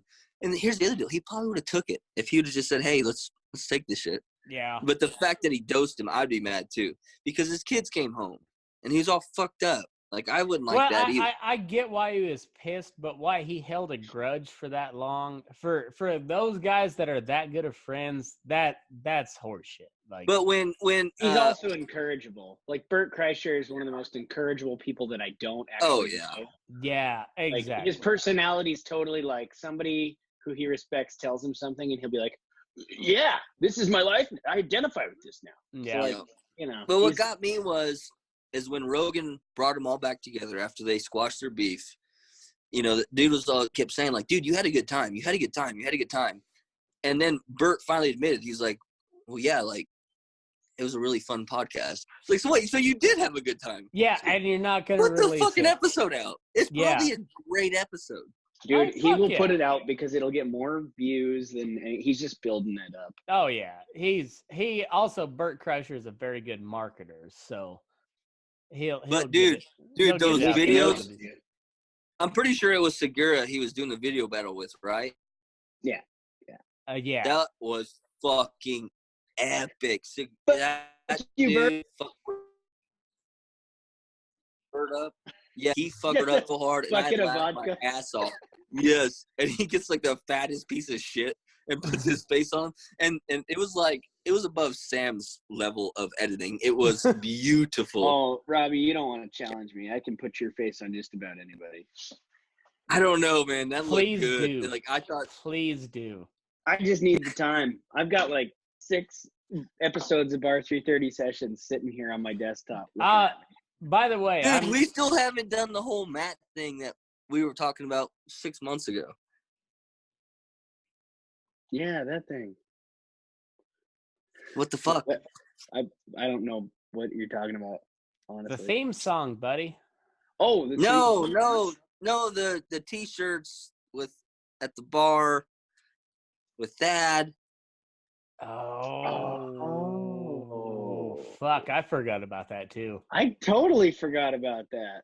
Oh, hold on. By the way, I thought about it the other day. Matt, are you about to give me shit about not writing a theme song for you yet? No, I'm gonna ask you guys. I need to do it. No, We've only been talking about that for a year, so what's another year? I'm gonna send you guys a picture of a chick that I saw at Cowboy Poetry, and my wife gave me Is she permission. naked? Almost. My wife gave me permission to do this, but I got a T-shirt idea. And tell me if I'm wrong. How come this didn't end up in the Snapchat? Well, it's about So disappointing. I wish we could make that Snapchat public. I know it. God damn it! Because it's a. I've been People saving all my would- videos. Yeah, I I've been think we saving need to all do it my on. videos. I think we need to have like a public group on Instagram or something. Well, before I send you this picture, I got to share your doppelganger. What, are you putting them on the page or something? I'm putting them on Instagram right now. This is some riveting content. Old, strung out Sam McCue. Old string. You should have went with, like, was it Shot Out? Is that what's that movie? Oh no. Hashtag burning daylight. Waiting. What's that movie? Like Waiting. you're the most shot out 22-year-old I've ever met. Oh, what is that movie? God damn it. It's super bad, ain't it? Is it? It's The gotta quote be. is 23-year-old and its due date. Oh yeah, you're Oh, right. yeah. You're right. Same director, same characters, whatever. Yeah, same cast. Same actors. All right. It is up on. It is Oh, up quick. on Everybody go at check your Move Your phones, Ass. including the 5 people watching us. Is there still people watching this? Yeah, for some reason. See, I whatever. don't. Well, God. I can't even see that. I don't see any comments or. You know, if it weren't just for go the Dick to Tracy hat, you'd have me on that one. Your face in that picture, though. I did that on purpose.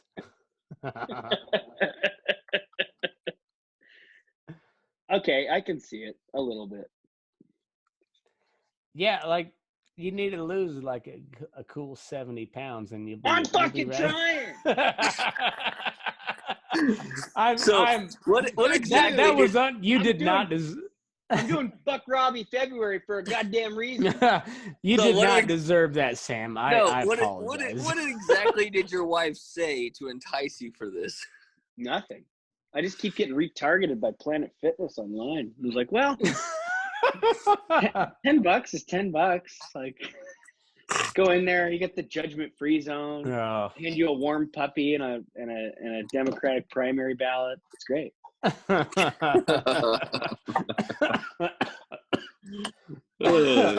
God damn it. And your wife's like, finally. My wife is awesome. She sits on the couch, eats whatever she wants, stays the same weight. Me too.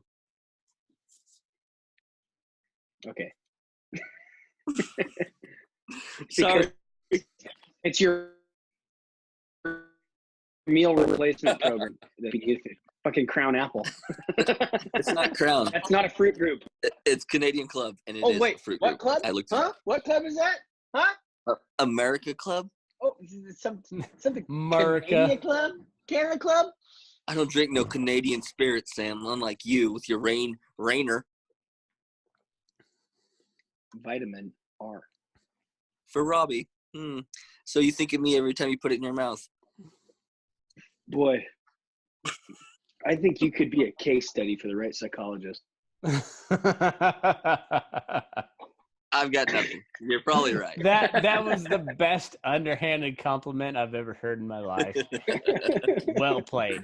Well played. I mean, he's probably got a good point. I mean, what do you say? So speaking of Canadians, like, we're going there. I've made fun of so many Canadians, and like the people that I've actually met from the Great White North of Canada have been pretty awesome. Like Brett Stanley, he did Except Cord Blunt. You watch your whore mouth. I'm a saint. I'm gonna give him. I have Corblin's number. Oh my god! We know. You guys send emojis? Do you send him the pear one like twice a week? The eggplant on the daily. What's he send back? Like peaches? Well, he hasn't sent anything back yet, but yeah, he's saving up. I know he is. Oh, that's Yeah, well, I hope he gets on the podcast. That'd be pretty cool. I think he will actually. So for all those people, all 4 people still listening, yes, I got a verbal commitment from Corb Lund, which with people that have a schedule like those folks, that means next to nothing. But we went down this path before. Yeah, we have. And so he said he'd come on the podcast, and I'm not saying that he won't. I'll just say that when it happens, it's going to happen. I mean, he did tell you, like, remind him in 10 days when his schedule's clear. So. Yeah, so but he gave me his number and he texted back and whatever. He's a cool guy. Like I've got nothing bad to say about him. But it's also I'll believe it when I see it. Just because thanks a lot, Bison Union. I know how that shit works, and it's nothing against the people that say they're gonna do something, but when you're that busy, you say a lot of shit to a lot of people. Well, here's the thing: is the squeaky wheel gets the grease, right? Yep. So he probably meant it when he said it, Yep. but he hasn't thought about you since because he's got so much shit going on. Well, and that's what that douche, what's his name, Bert, right? Mm. Yeah. That's what he literally told Matt that when we thought we were going to get him on the podcast. He said the people he was on the podcast before, they ended up actually just showing up at his work. Yep. And we're like, can we sit down and have a podcast? And he was like, well, I mean, fuck yeah, I guess you're here. Yeah. I mean, and so he told Matt he'd come on, but unless Matt is annoying and hounds him, he's probably not going to. Yeah. Well, and I'm not gonna do that. I wouldn't. I'm not gonna do that. So I agree. I've got Corb's number, and he's a cool guy. Like he's been nothing but cool to me. So I've got Corb's number too now because you screenshotted that and you didn't do a good job of hiding the last four.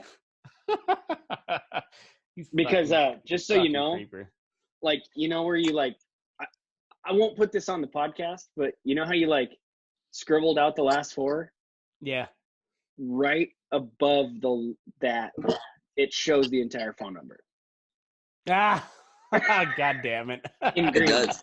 I'll put the screenshot in the Snap group. But nice.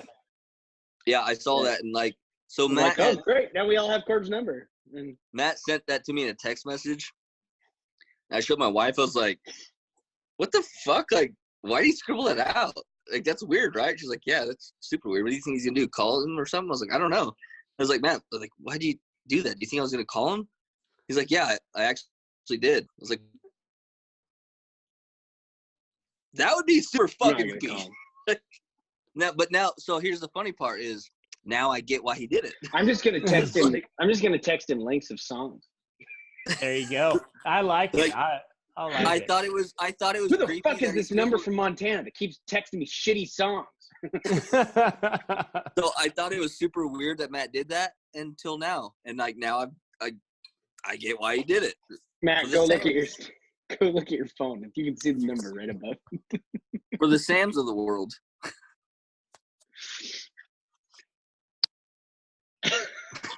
Right above oh fuck!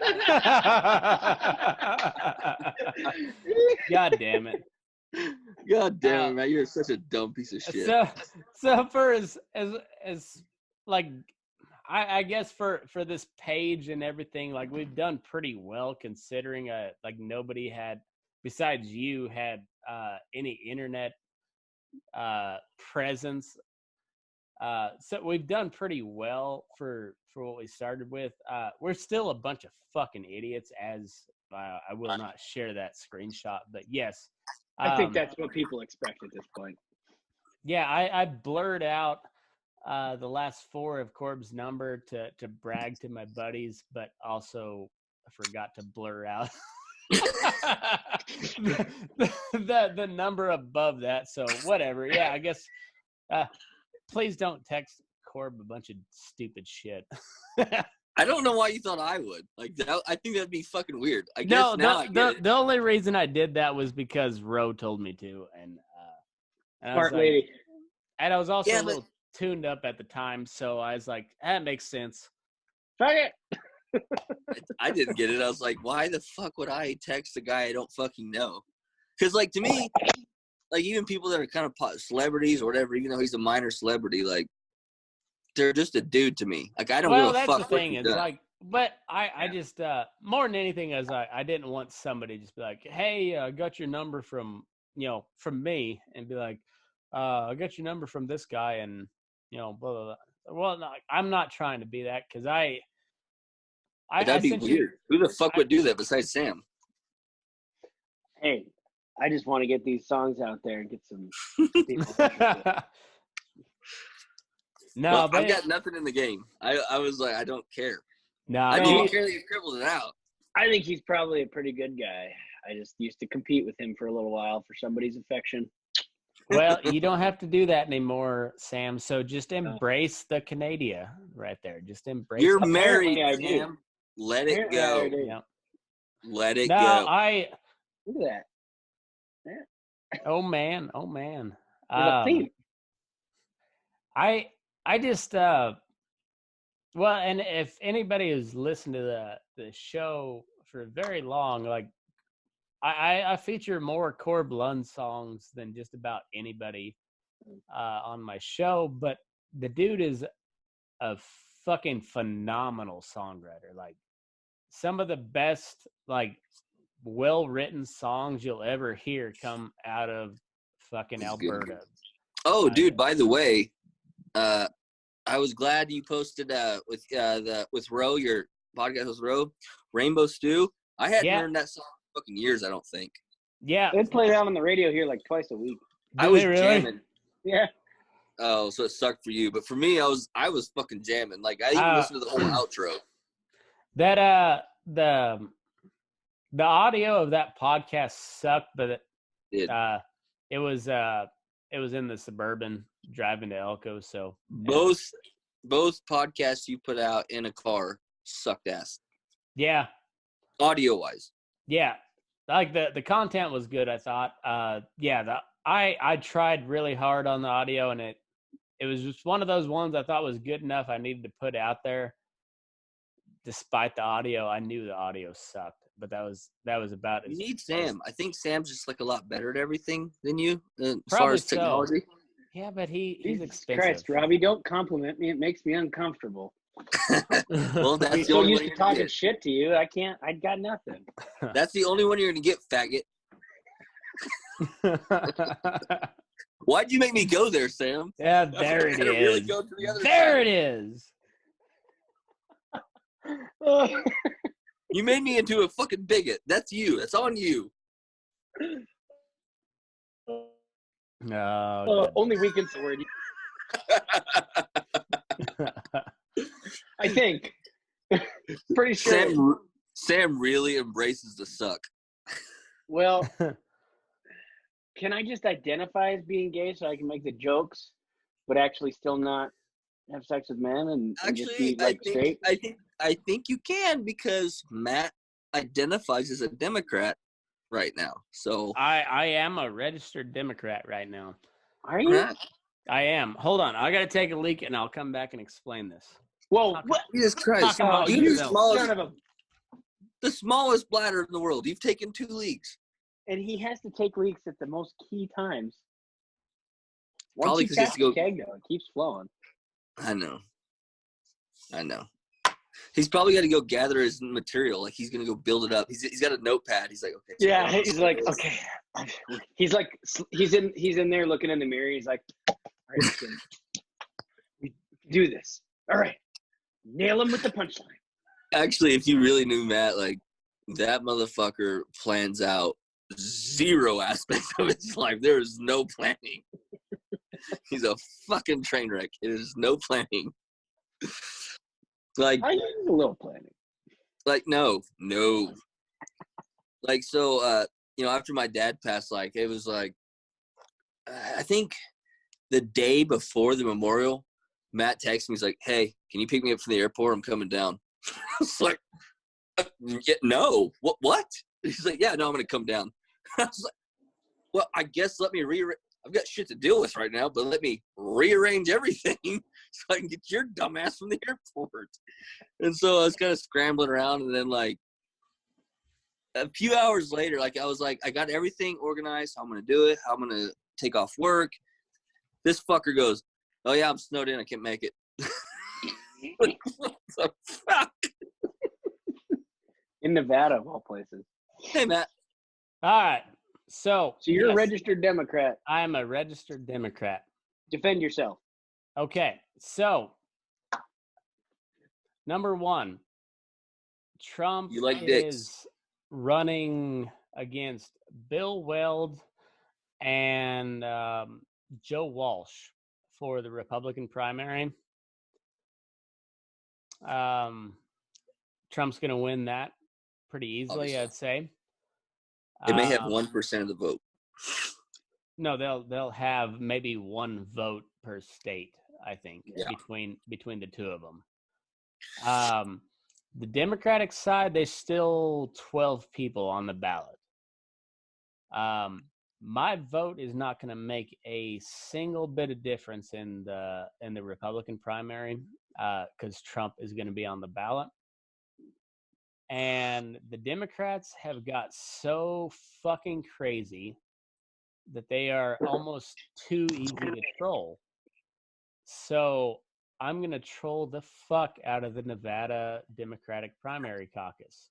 Oh, serious suicide voter. Basically. I got So it. Okay. I'm still looking for causes that I should stand up for, like Indonesian little person, albino, Ooh, you should save the transgender starving pygmies down in New Guinea. Oh, Mothers Against Teen Butt Sex. Whoa. no, I will not. I will not put my weight behind that cause. That is awful. Your mom would. You son of a bitch. So I guess after the Iowa caucuses, I didn't know how fun this thing was gonna be, and then Iowa happened, and I was like, oh fuck, this is gonna be awesome because Nevada was gonna use that same app. That's what I read. Well, then there's like, fuck no, we don't want that. So now we're going back to our old way of doing things. And I still don't know how that works. I need to do some research to see how it happens. But I'm going to try to video everything that I can because I was gonna say you should live stream it. Oh yeah, that's the plan. Okay, do this. I mean, do this. isn't it? You get a hat, something about Hillary. Hold on. T-shirt tucked into sweatpants. Oh God! Please don't tell me you already got one made. Fan pack. Oh, your head is hard to look at. Look at that disgusting troll fucking head. I can't read it. Make America Great Again. Yep, in Rocky's colors. I was gonna say, like you should. It's like you should just dress up as the most Hillary person in the world. I don't have a pantsuit. You look like a hipster so much right now with the purple hat, the plaid. I know, and the headphones doesn't help either. And you look like with the words, it's like you look at one of those guys like, no, we're taking the word back. Clerks. Taking the word back. We're taking it back. No, porch monkey's not derogative. There, he said it. He said it. He said it. That's nobody a movie can quote, call Sam. me a hipster with that. Come on. Well, why you got to pull up that shit? I have to redeem myself. Good shirt. That's a I great wish those shirt. guys would get over their shit and become a band again. R.I.P. R.I.P. Hey, know. Matt, by the way, I was going to ask earlier, speaking of bands, have you not texted Preston? I did a while back. I never heard anything, so I never texted him again. Too popular. Probably so. Preston would be badass. I know. Because you could talk about like your history and then like what he's doing now. I know. I'll try that again. Well, fuck. When did I start this thing? June? Think so. You started this in June? That's when you had me on. I know. You were one of the You were one of the first. Shit. Yeah. I thought I just stumbled into this thing. No, you're no. Well, literally, we stumbled into each other. You can finally call yourself an OG. I'm an OG daylight burner. Only, Well, I'm a city slicker. I think I had it was me and Robby, and then I think it was you right after that. Sam was one of the very first like outside people. I think it might have been Clint and then you, or it was you and then Clint. But I think you were the second actual like official guest on the show. Hell yeah! And actually first, because I don't know if I even count as like. Yeah, it's like you're just part of the show right now. Yeah. Well, actually, Sam, you are too. I mean, you're Yeah. at this point, you're just part of the show. You're just like a recurring guest, and you're a mutual piece of shit. So now we're all pieces of shit. yeah. Wonder Twin powers activate. Fuck, we still got 3 viewers. What is wrong with you 3? Do you have nothing better to do? Well, one of them's Blake Corbett. We know he's got nothing better. Oh, he's got nothing. They probably fell asleep at their computers, like that time Robby fell asleep in the shop and we were all doing the podcast. He was drunk off his ass. But to be fair, that was pretty fucking funny. We're like, Robby, and your phone it was just like the back of your shop. Well, and then the funniest part is Robby gets no like extra credit at all from Ro, and Ro is like, is he okay? Ro is not one to check on Robby at all. She's like, is he all right? Did he make it home? I was already home. I was like, he was home. And she's like, but not really. Like, is he all right? I was not, in fact, all right. Oh, I woke up. When you wake up and you don't know why half your clothes are on and you're laying the opposite way you should lay on a couch, your legs over the back of it, and you can't find your phone and you find it dead in the shop and you're saying, what the fuck happened last night? You check your butthole, make sure that thing's still tight. I was not all right. Well, Tucker, you're welcome. He said just got home from the vet and it's just depressing enough to watch. Well, you're fucking welcome. How's your horse, Tucker? Yeah, how is the horse? What happened to the horse? He had another fucking colic. Oh. But this was that brood mare that he's been trying to breed. Oh, fucking mares. God damn it. What's weird about, well, and she's older, but what's weird about her is she's not getting fed like the barrel horses and the cowboy horses. She's just on like a bale out in the arena. Oh. So no, that's why he was worried. He didn't know why she'd colic. I was just there and she looked fine. I went by. About an hour later, I called him and talked some shit about a pickup he's wanting to buy it. He said she was laying down. So there's really no reason she should colic at all. Yeah. And I'm surprised because the other horses, when they colic, they don't go to the vet. He doctors them. Mm-hmm. About switching feed or anything like that? No, there's no reason. She's in a pen with 5 other horses, and they're all on a bale. We've never had one colic. They're grass fed. We don't grain. Oh, actually though, if Tucker's listening, when I was talking to Glaze, so all of the horses that have colicked are his girlfriend's horses that are from, well, they lived in New Mexico and Texas. But out here, we're in the Sandhills. So I was talking to my buddy Glaze, and he was thinking it's sand colic. From all that sand, like picking feed up. Yeah, that makes sense. I was going to that actually was call a Tucker thing. and say that. I was going to talk to him about it, but I forgot.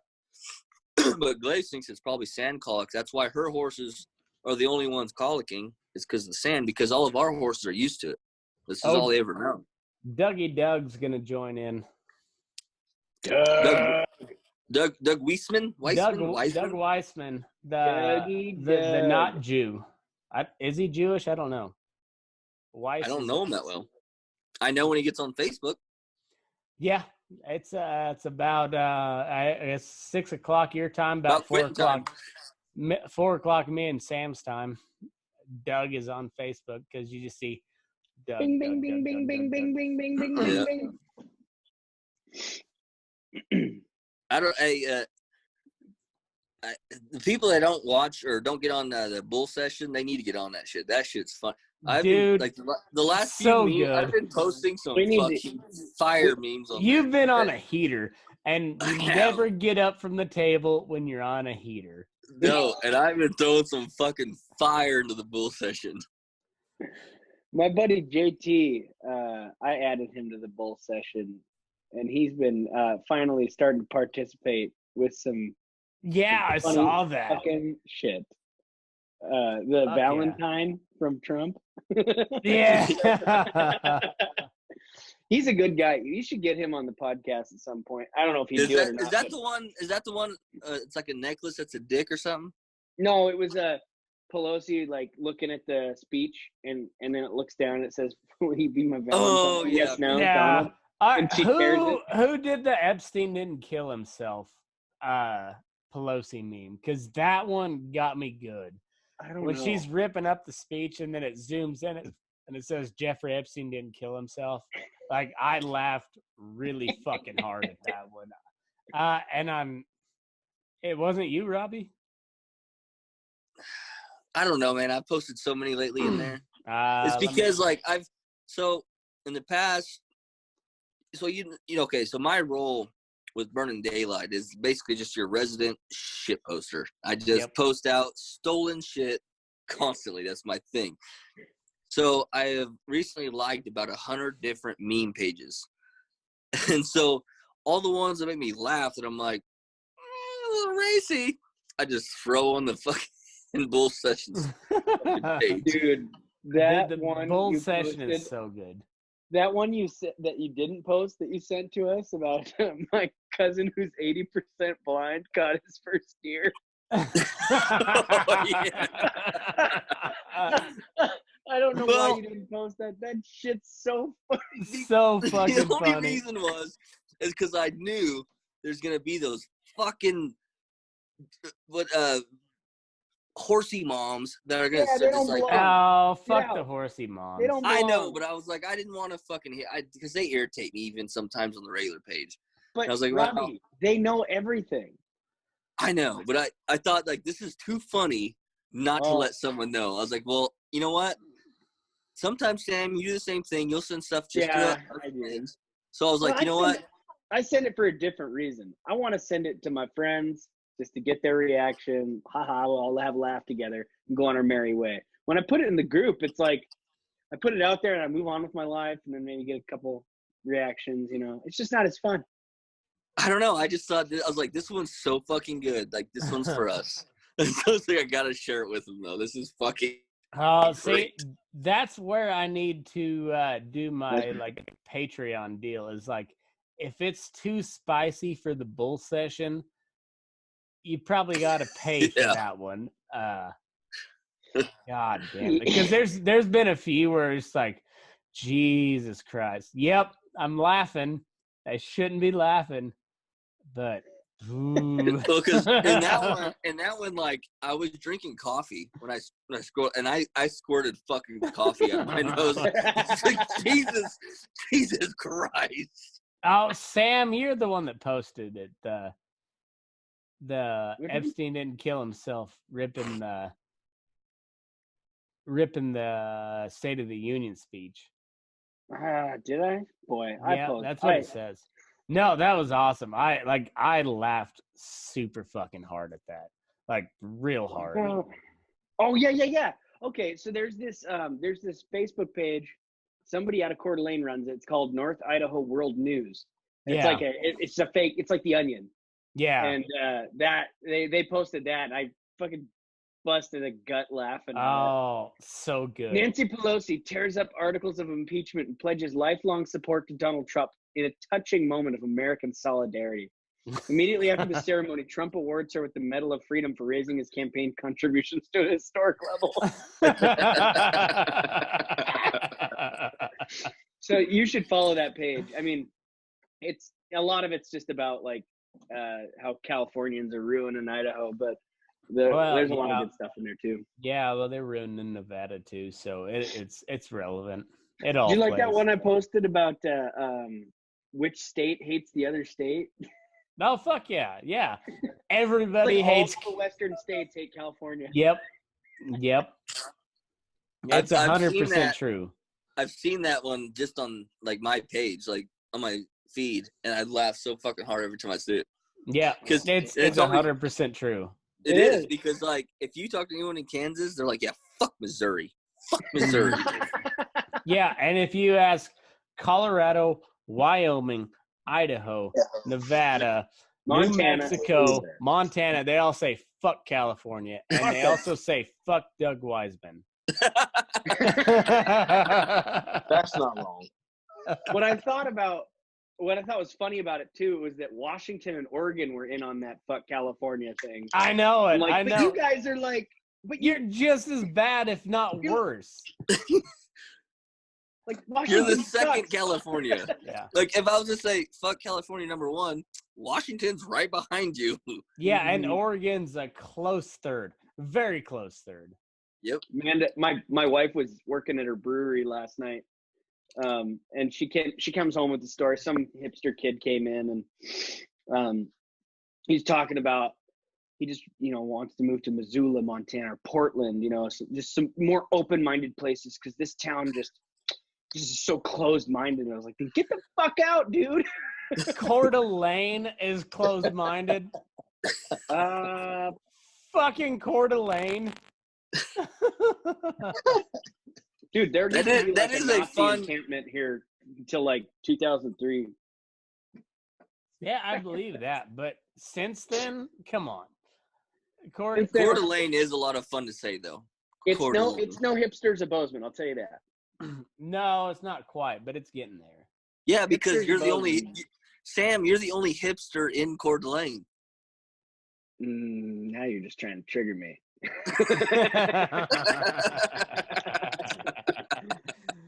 Doug, like, what's the fuck? My lizard brain was about to be like, "Fuck you, Robby."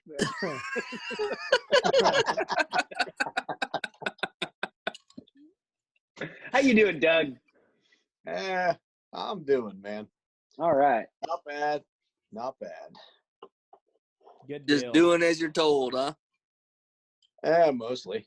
You didn't want to miss out on the fun of us just shitting on Robby. I respect that. Well, when I realized shit was still going, I was like, well, fuck, why not? Why watch when you can participate? Absolutely. It's like an orgy. You're not I was wrong. actually thinking it, but you said it, so good. You're not Somebody wrong. said in the comments, "This is the worst orgy I've ever seen," or something. Literally true. Yeah, I forget who said. Oh, that was Jackson. Jackson's funny that way. Yeah, old little JR. Yeah. Little big JR, I guess. Yeah. So what's new in Ohio? Doug? I'm in the northern part of Kentucky. Wait, where at? Northern Kentucky. How far from Louisville? A little over an hour. What's up, buddy? Sweet. I might be heading your direction soon. I got a buddy in Louisville. Oh, is yeah. Sam going on the road? Well, he's a coworker, so I can technically, like, it can be a work trip. Oh, so it's a tax And I write-off. might just hit up the Kentucky Derby, Weird. Just might. I Oh, might yeah. just happen to know. It just lined up so perfectly. All of a So sudden, you're probably going to wear a derby hat, aren't you, Hell Sam? yeah. Dude, I got to go to this summer. I bragged to you guys about this already, but I got to go to the Del Mar Park and in San Diego and watch the races on a random Thursday and with the company. And Bob Baffert just happened to be there with a horse, and Victor Espinoza raced 3 times. So I got to see one of the best horse trainers of all time, one of the best jockeys of all time in the same random Thursday at Del Mar Park for nothing. And that was like the best. My Hell boss yeah. got his picture taken with Bob Baffert, and I was like, my head was like between 2 bushes behind the winning. I was like, Once again, the Mitt Romney of punk rock. Back. see, you're going to fail at stand-up comedy, Matt, if you just keep repeating your jokes. See, that's what you're supposed to do is repeat them until they're awesome. Well, see, and that's the thing, like, today versus a week ago, that's an even better joke. The Mitt Romney of punk rock. Now I'm going to dissect that. What does that even mean? I'm really proud of that joke, by the way. Like, I think it hits on so many levels. Yes, that's true, man. The Mitt Robbie, Romney. are you going to pick a place and finally quit circling and do what you got to do? Don't judge me. Are you taking a piss? I was actually I'm going to here in a pretty second. sure if he's anything like my dogs, he was circling to find a place to shit. Yeah, I was gonna say, looks like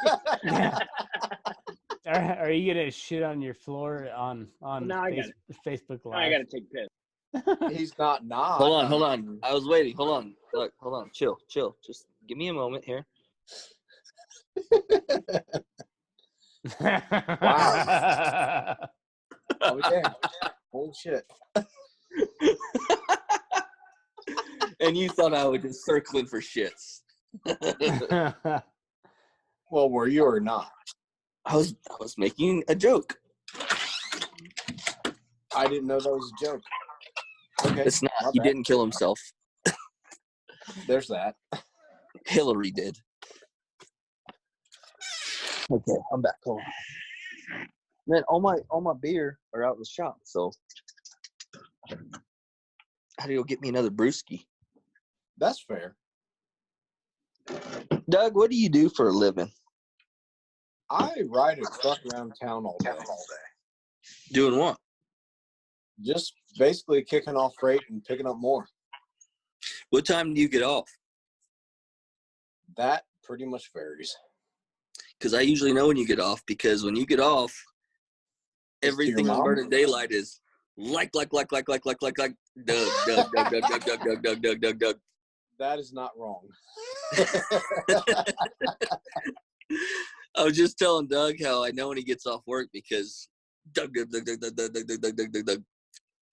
That is not wrong.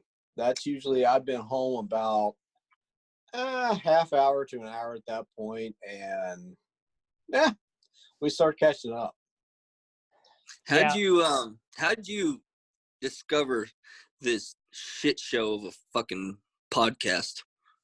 Actually, that was through Chris Fogwell. Oh no shit! Oh, Told me Fog. about it before it was on iTunes, and I was like, okay, I'll check out on that. And then I checked it out, and it was, it's been a fucking great ride ever since. You're like, I can relate to these dumb fucks. Oh, if nothing I'll else, fuck myself, so. if nothing else, this whole thing has been a hell of a lot of fun. Like we've grown it a little bit, but if it doesn't grow any further than it does right now, it's still been a hell of a lot of fun. We'll still keep. Well, damn, I doing think we're close to 8,000 followers. I don't know what the followers are. We're just past 7,000 likes on Facebook, but I think like last I looked, we were 7,500 followers. So we're probably around 76, 7,700 on that. What's the Just wait till I post Cord Blunt's phone number. They'll really go up. Yeah. All I can say is no balls. No, Doug, don't ever challenge a redneck because we don't want that. Yeah, seriously, we don't want to piss off Cord Blunt. Come on. No, Yeah, because we don't. But at the he same may time, come on the no show. balls. So I'm kidding, guys. Well. yeah. No, it's been kind of crazy. Like the same. There's been about 150 people that have been in since day one, and they're still all in. Like the same people that comment, like all that shit on the Facebook page. Like they've been there since the very get-go, and they're still there. Like every day, like we said, we see Doug Weissman 19 times in a row. Haley Bendystraw 19 times in a row. Victor, I forget his last name, but Victor something other, the second. Hey, Victor. Like 19 times in a row. Whenever they get a chance, they go to the Burning Daylight page, which is awesome. I love it. And so like if it doesn't grow any bigger than this, it's still been a hell of a lot of fun, and we know that there's a lot of people that think the same way that we do. At least, find the same shit funny, anyways. You mean And- like we like cowboy yeah. shit? Like we like cowboy shit and laughing at inappropriate jokes? Well, and Fact. basically, it's like you throw a joke out there, and if it don't work, well, try harder next time. You know, make Yeah, make it you're right. make it It dirtier, actually and pretty maybe much- you'll get some laughs. Mm-hmm. Yeah. If it doesn't work, it pretty much dies. I mean, you're not wrong.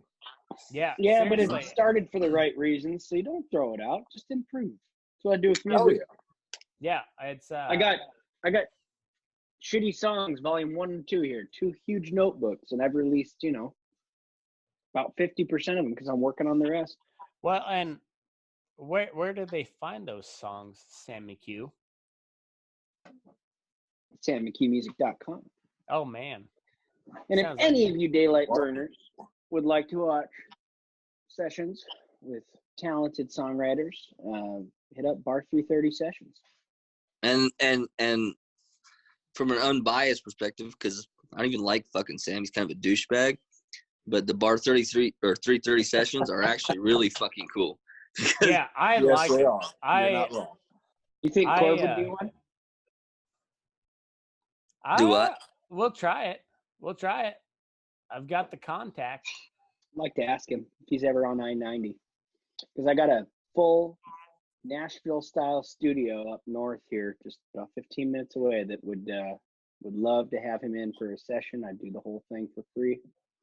Get him a good quality video, and I don't know. They are good. They're good videos. You're a little wizard with your little curly Yeah. fingers, with your little Yeah. I work at home fingers.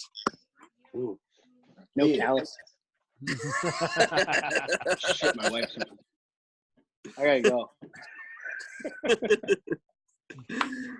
Well, gentlemen, I gotta hit it.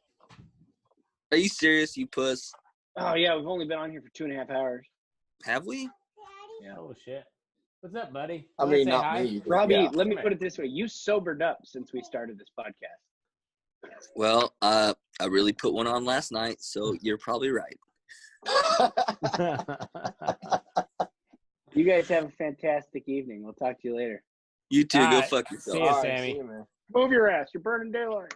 Hey! I love my daddy. What? You gonna say hi? to Like, the boys? let's talk. Like, Sam's a dude, right? Gus man, what's up, partner? Go like this. If you flip me off, young man, you little shit. Oh, Sammy. Say, hey, Hey. Robby, we're burning daylight. And that was Say, move your ass. Say, Robby, you're a douche. All right, get out of here, punk. Oh, fuck. Well, bit of fun time. I don't even know what we talked about, but it was fun. Oh, who knows? Hey, here's one good thing. Like, we kind of talked a little politics, but me and you did not go in any political rants. That's a No, win. not at all. I'm gonna Yeah. have you on when I have when Kate comes back on, and we're gonna talk conspiracy theories. Okay. Ooh, That's gonna be a good good. one. Yeah. Yeah. Oh, yeah.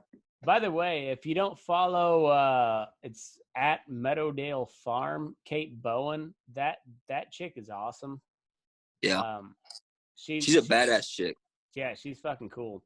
Oh, yeah. Go follow her. She does I don't know what exactly it is she does over there, but she does a good job at what she does. Where'd you go? Well, we need to Oh. delve a little bit into old Doug's life. He's one of our number one fans. We need to get some information. Yeah, come on, let's get personal here, Doug. I'm good with that. Let me grab another couple of these. All right, well, let's go. I'll be fill you in, back. It's, Matt. I don't know, like 10 feet away. So we established that where Doug lives, we established he drives truck Mhm. for a living locally, and so I Which guess makes a lot of sense for the memes that he posts. yeah. He posts like a trucker. Well, that's because he is. So since you're the curator of this, I guess that's all the information you need. Basically, I was born an asshole. The trucker was a side effect. I get it. My stepdad is a manager here at one of our farms, and he's got like 30 trucks underneath him and like 6 choppers. Oh, right on.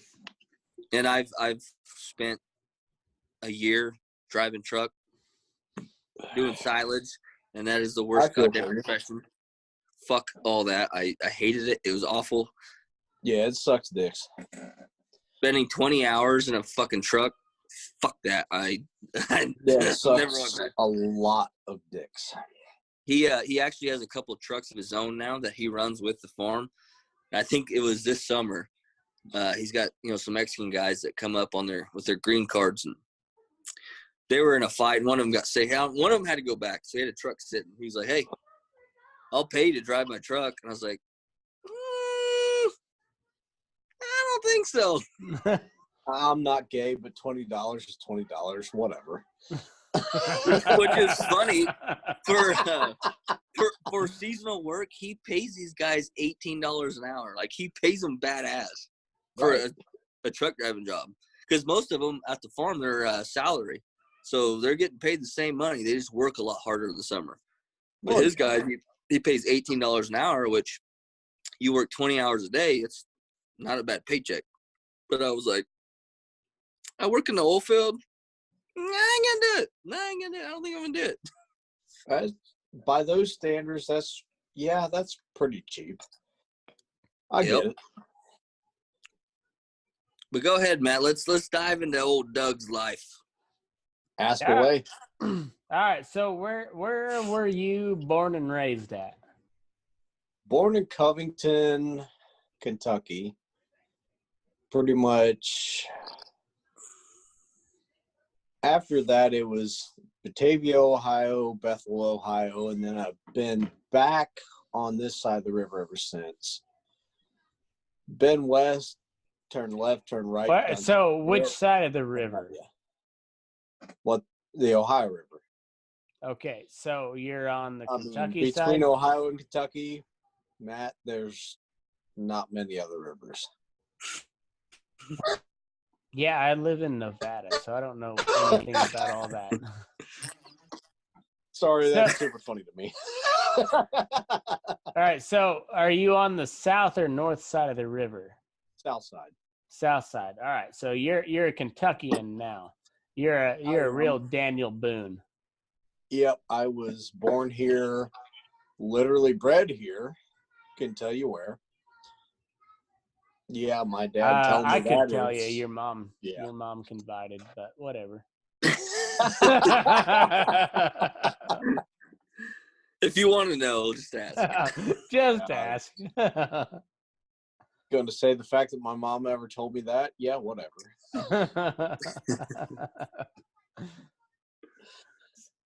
So, like, how far are you from Louisville? An hour. About an hour, maybe a little over. Sam already asked him that, you douchebag. All right, so how far are you from Cincinnati? About 30 minutes, roughly. Okay, so you're really? You're more of an Ohioan than you are a Kentuckian. Don't you put that evil on me. Oh, I just did. I think Daniel Boone would slit your throat for that comment. Fact. He'd fuck you in the butt for that. Whoa, that escalated so quickly. So fast. I went from knife fight to butt fucking in 3 seconds. Yeah, you went from real frontier to fucking Brokeback Mountain. Mitt Romney real quick. Oh God, Yeah. here we go. I mean, it ain't wrong.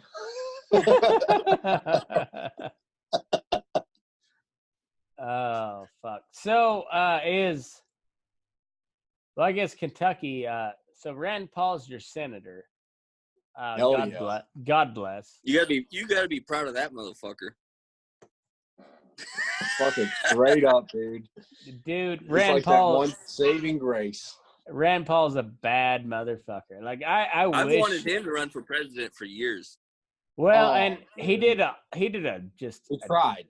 a terrible job in 2016. Yeah, but that was Yes, his he problem. did. But he ran a shitty campaign. I know. Like, he had nobody to lead him the right way. I know, and he also ran against Trump, which Was not going to happen. no. Well, it's actually kind of embarrassing because Rand Paul has the experience. He's got a good platform, but he lost to Trump. That's fucking kind of embarrassing.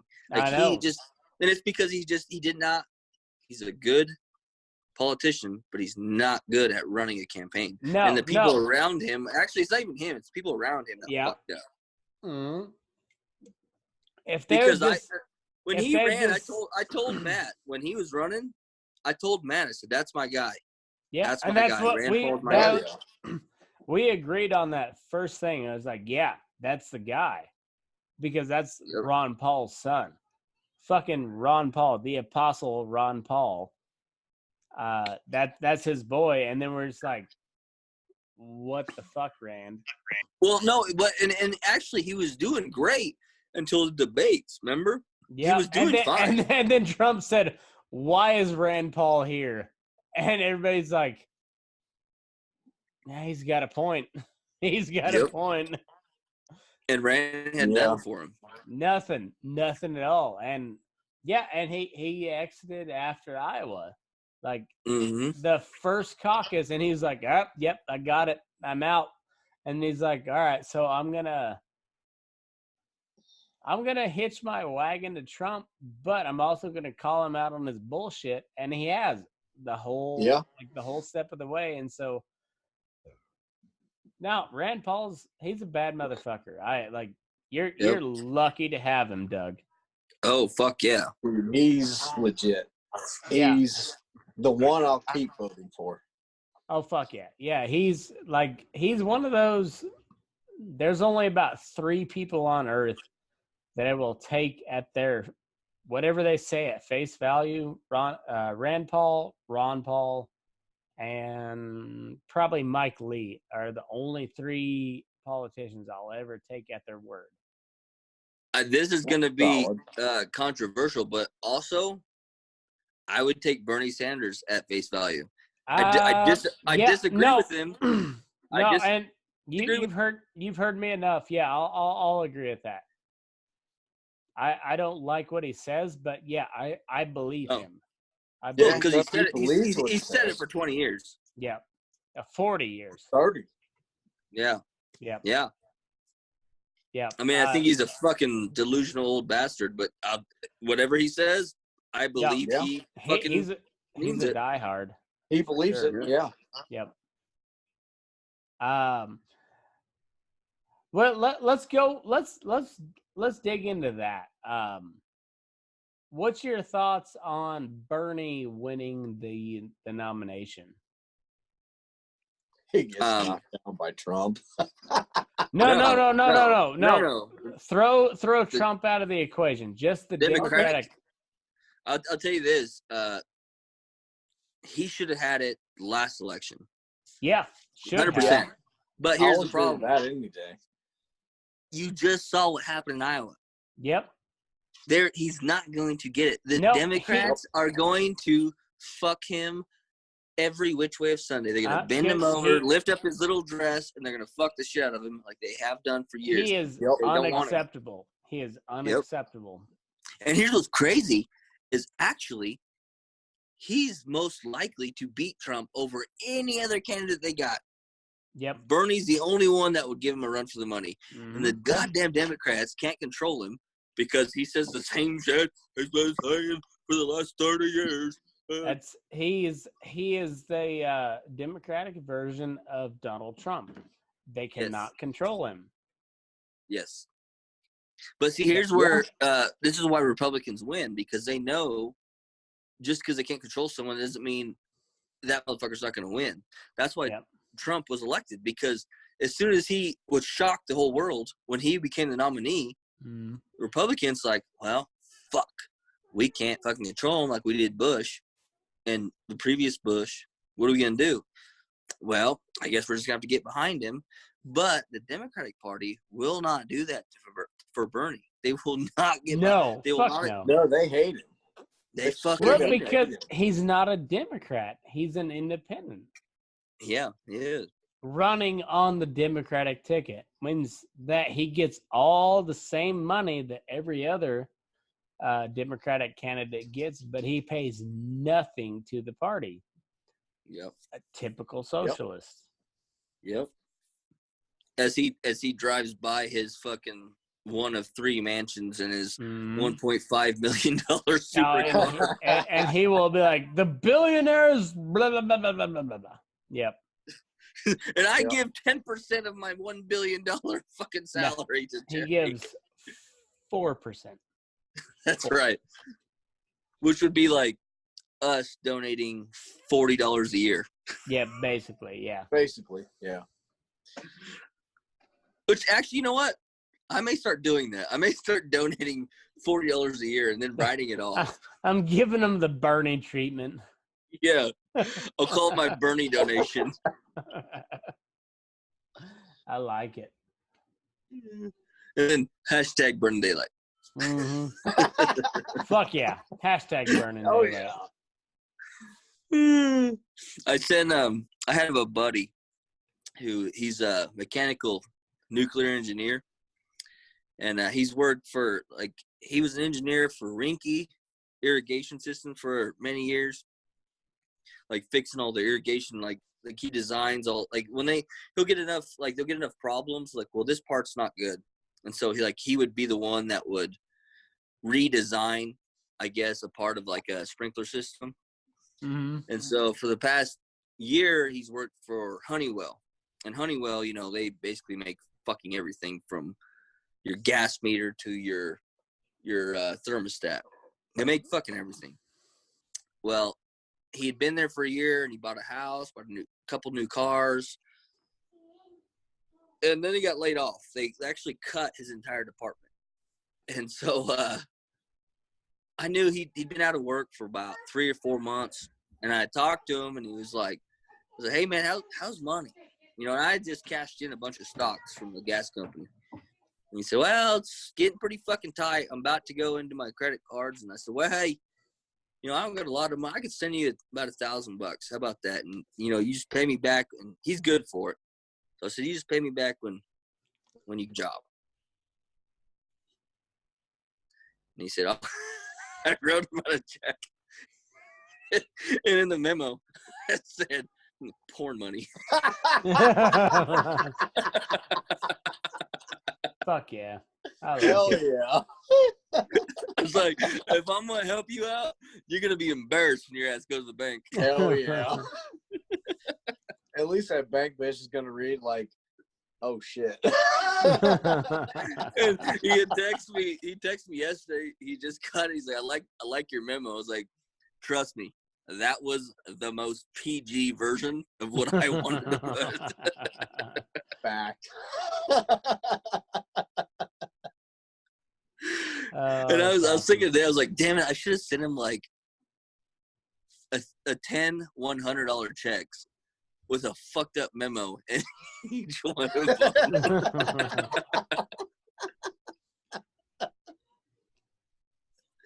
Hell yeah.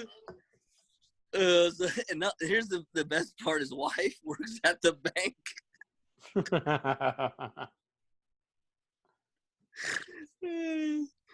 Sorry, Blake. Oh, Right back. that's awesome. I know. I actually get your I meant to shit tell together, Doug. God damn it. Okay, Mister, take 3 piss in one goddamn show. Oh, that'd be 4. Don't worry. You took a lot of pisses. It happens. But yeah, I was laughing so fucking hard.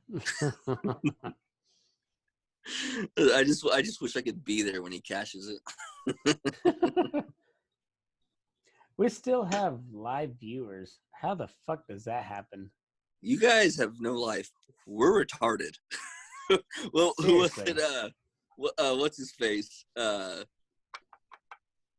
Oh, he used to have a radio show. He was on Rogan. To be honest, I'm kind of retarded.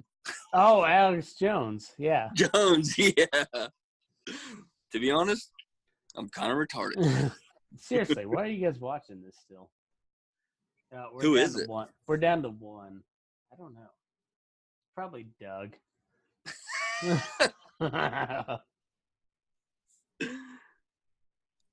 Yeah, I can't believe I'm still up doing this when I was actually like ready to go to bed when you posted on social media Well, that I would be on this. I was getting ready to bail when you said you were in bed. I was like, oh, fuck. And then Sam said, I'm in. I was like, well, fuck. We can make something happen. Well, I know. And then I started thinking about it. I was like, well, fuck. All of Matt's goddamn college buddies always bail on him. I literally did. Yeah, And I did it. I went and grabbed me a shot of whiskey, and here we are. Dude, I got recognized, I think 4 or 5 different times at Elko. So, like, we're making some progress. That's so disappointing. That's solid. I can't believe your piece of shit fucking douchebag ass got recognized. Well, it happened, so. What lonely people. Well, you know what? A lot of buckaroos out this part of the world. They don't see a whole lot of human contact. You know what? We'll take it. We will. I'm your family, I'm your family, and if I see you in public, I'm gonna. Yeah, but you're also a douche. Your face is a douche, Doug. You're welcome. Doug, they only fucking come at me because I'm the prettiest goddamn one on this whole deal, and it's offensive to them. I get it, so I accept all the hate. Yeah, but in Sober October, didn't you quit first? No. Really? That was that. Really? Thad lasted 1 day. That might be true. Thad lasted. I'll give you that, Matt. That might be true. So Thad lasted 1 day. He ran 1 mile, went 1 day without drinking, and then second day started drinking, never ran again. Sam That's didn't a fair drink, point. but Sam, he didn't drink, but he only ran 1 day. So then Matt, he's the only one that completed it. So my wife the whole time was bitching. It's like, let's just fucking drink. I don't want to do this shit. Why can't you just quit? And I was like, well, I said I'm gonna do it. I'm gonna do it. Well, then I realized that those two were not fulfilling the Sober October. And so I told her, I said, hey, you know what? I'm running twice as much as these motherfuckers. I said, I'm going to do, I'm going to run 10 miles today, and I'm going to finish it. And that way I ran the miles, and then I can start drinking. Because they're all not doing any of it. I'll get that part out of the way, and I did. I ran to 10-mile road, 6-mile road and back. And got my miles in, and after that I said, fuck it, I'm drinking. I'll give you that. No. Huh? I'll give you that. And that was not a good fucking time. Oh, fuck no. But, you know, I used to run track in high school. Like, I was a state qualifier every year. Like, I was a good runner. So running, to me, I hate it. But unfortunately, it's like one of the only things in life I'm good at.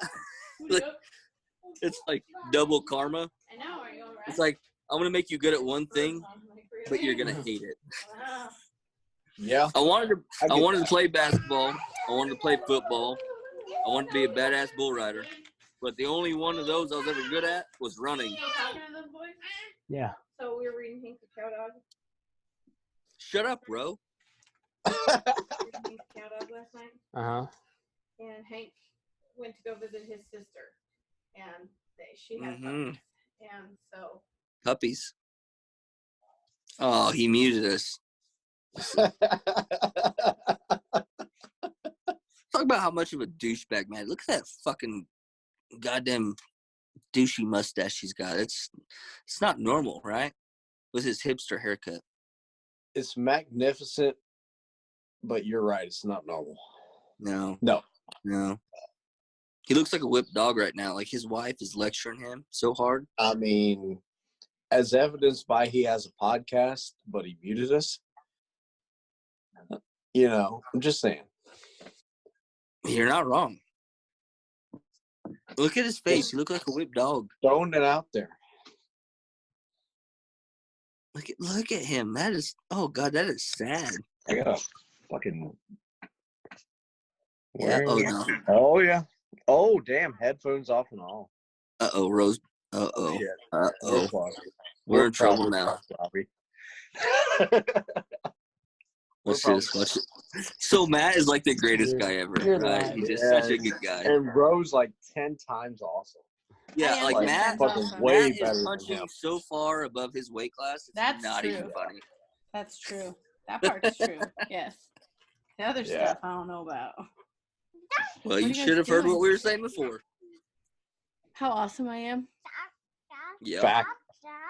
Fact. What are you doing, Ro? Putting kids to bed because 10:15. Someone has so to. There's that. Yep. I was waiting to see how long it would take, but I just got to. I'm quick, Ro. I'm quick. It's about time, Robby. Ninja skills. So, we were reading a book the other night, and then we were rereading Hank the Cowdog. Ooh, good book. Yeah, so we got Good series. Yes, we're on book number 3. I read him a chapter a night. And on book number 3, Hank goes to visit his sister, and she had puppies, and so they're calling him Uncle Hank. Uncle Hank, Uncle Hank. And Sophia says, we have an uncle? We have uncles, right? And Bud's like, yeah, we got an uncle. And I said, well, yeah, you got Uncle Robby and Uncle Ross and Uncle Tuck and Uncle all those guys over there. Gus says, oh, that's right. All those guys on my daddy's computer, those are my uncles, right? Yeah. Yep. All right. Right. Yeah. Daddy's computer friends. They're not all your uncles. Well, I'm sorry for what it's worth. And now you got an Uncle Doug. So there you go. My wife always refers to everybody as, all your fake friends on the interwebs. Oh, your Insta friends. That's what I call them. Yeah. Matt's Insta friends from the Instagram. We were at Cowboy Poetry. He was like, I know you from Instagram. And they were like, I know you from Instagram. Instagram buddies. I was like, oh, that's cool. Kind of weird. But Well, my cool. wife just calls them fake friends, so. Whatever. Well, yeah, your wife and my wife. Fuck. What? I'm sure Sam takes offense to that. What'd you say about Sam? Sam. Well, because Sam's, How many of these all you of let him Sam's have? friends. How many of these have you let him have? One. Enough. Robbie, you're such a liar. No. He had one. No, he hasn't had one. Is he squinty? Yes. Oh, okay, he's had more than one. Yes, I know. That's what I'm asking. He said like 3 or 4. Two. It's Two. good. It's good for you. Two tops. It's good for you. Who? That's good for me. You. No, it's not. In no way. What are you guys talking about? I don't know, but Matt looks like the most redneck Mexican I ever saw right now. Isn't he cool? I was like, where's your MAGA? That is not Where's wrong. your MAGA hat? MAGA. This is MAGA country. He can't hear us, can he? No. Like, This is live on Facebook? Yep. Why? Yeah. Why didn't you tell me till just now? This is his little head switching back and forth. He's so confused. He's Give like that man an earbud. Something, all right. All right, well. Hey, could you do me a favor and just give him one hard slap across the face? No They balls. sound animated. No balls.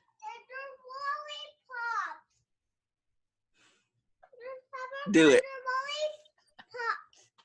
Hey, The right thing tell to do. You're tell him it's from me. That'll help. That's true. It's not you. It's for me. It's Robby. It's all Robby. It's for do it for the vine. Yeah, except for that doesn't even exist anymore. Oh, don't talk. He unplugged it. But it kind of does. Do it for the page.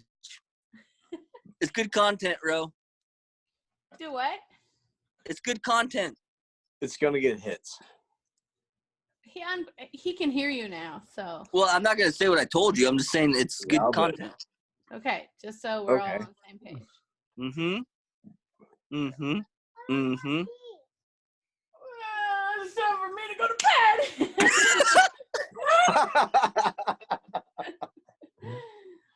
Oh, you suck. Quitter. I told her to He didn't just even slap feel your it. ass. He's like,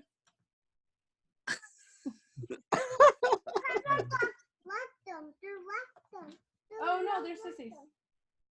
Oh, if she would have just knocked his ass out, that'd have been gold. Did you say hi? Oh, dude. But he didn't see you. Mike Tyson faded. Get over here. Mucho gusto. Okay. All right. Slow down, mister. All With right. the Jones. Go to bed. Just want you to know I lost $1,000 bet right there because I love you. You lost $1,000 bet. Why did? Okay, never Yeah, mind. hey, Like, I'll send you my address. Send me the what? check. Send me the check. I'll text you my address. How'd you lose that one? Well, Doug was like, slap him on air. I'll give you $1,000. I tried. You take that bet every time. Every time. I like how Yeah, I get right. blamed on And your Doug, shit, you're Rob. gonna give us $1,000 to take that bet. God I mean, damn I it. said it'd be fuck good it, it is what content. it is, God but damn it. whatever. He's like, slap me in my fucking face. What's wrong with Could you you? imagine if I without him knowing that his glasses would have come off, his MAGA hat be on the It floor? would be Kind of what I was going for, Ro. God damn it. I was kind of expecting that. We would be Who's 1,000. we? We. Not wrong. I would. The rhetorical we. Rhetorical. Proverbial. Whatever. Ugh. Semantics. Tomato. Stupid. How many?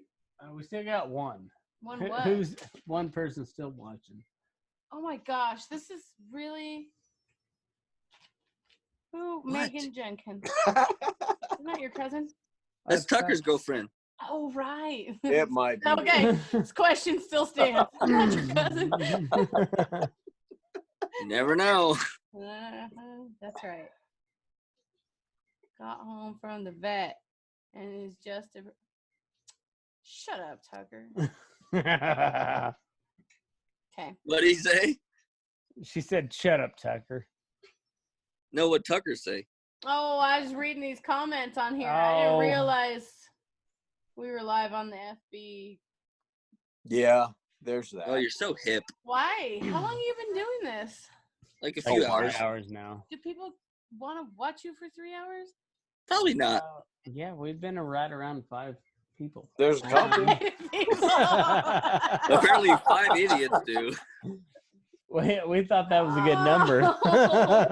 Why are you laughing? Why is that funny? We do what we We're do. kind of a big deal here. Oh, Yeah, I mean, I mean,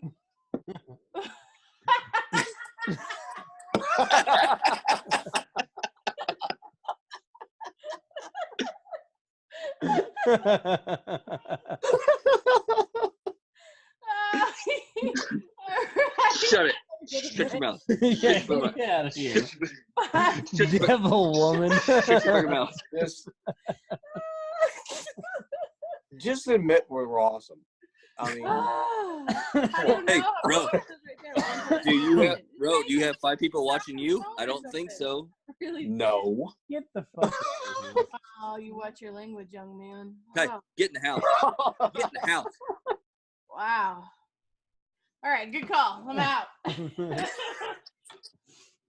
Hey, Ro, I'm glad you got to see me.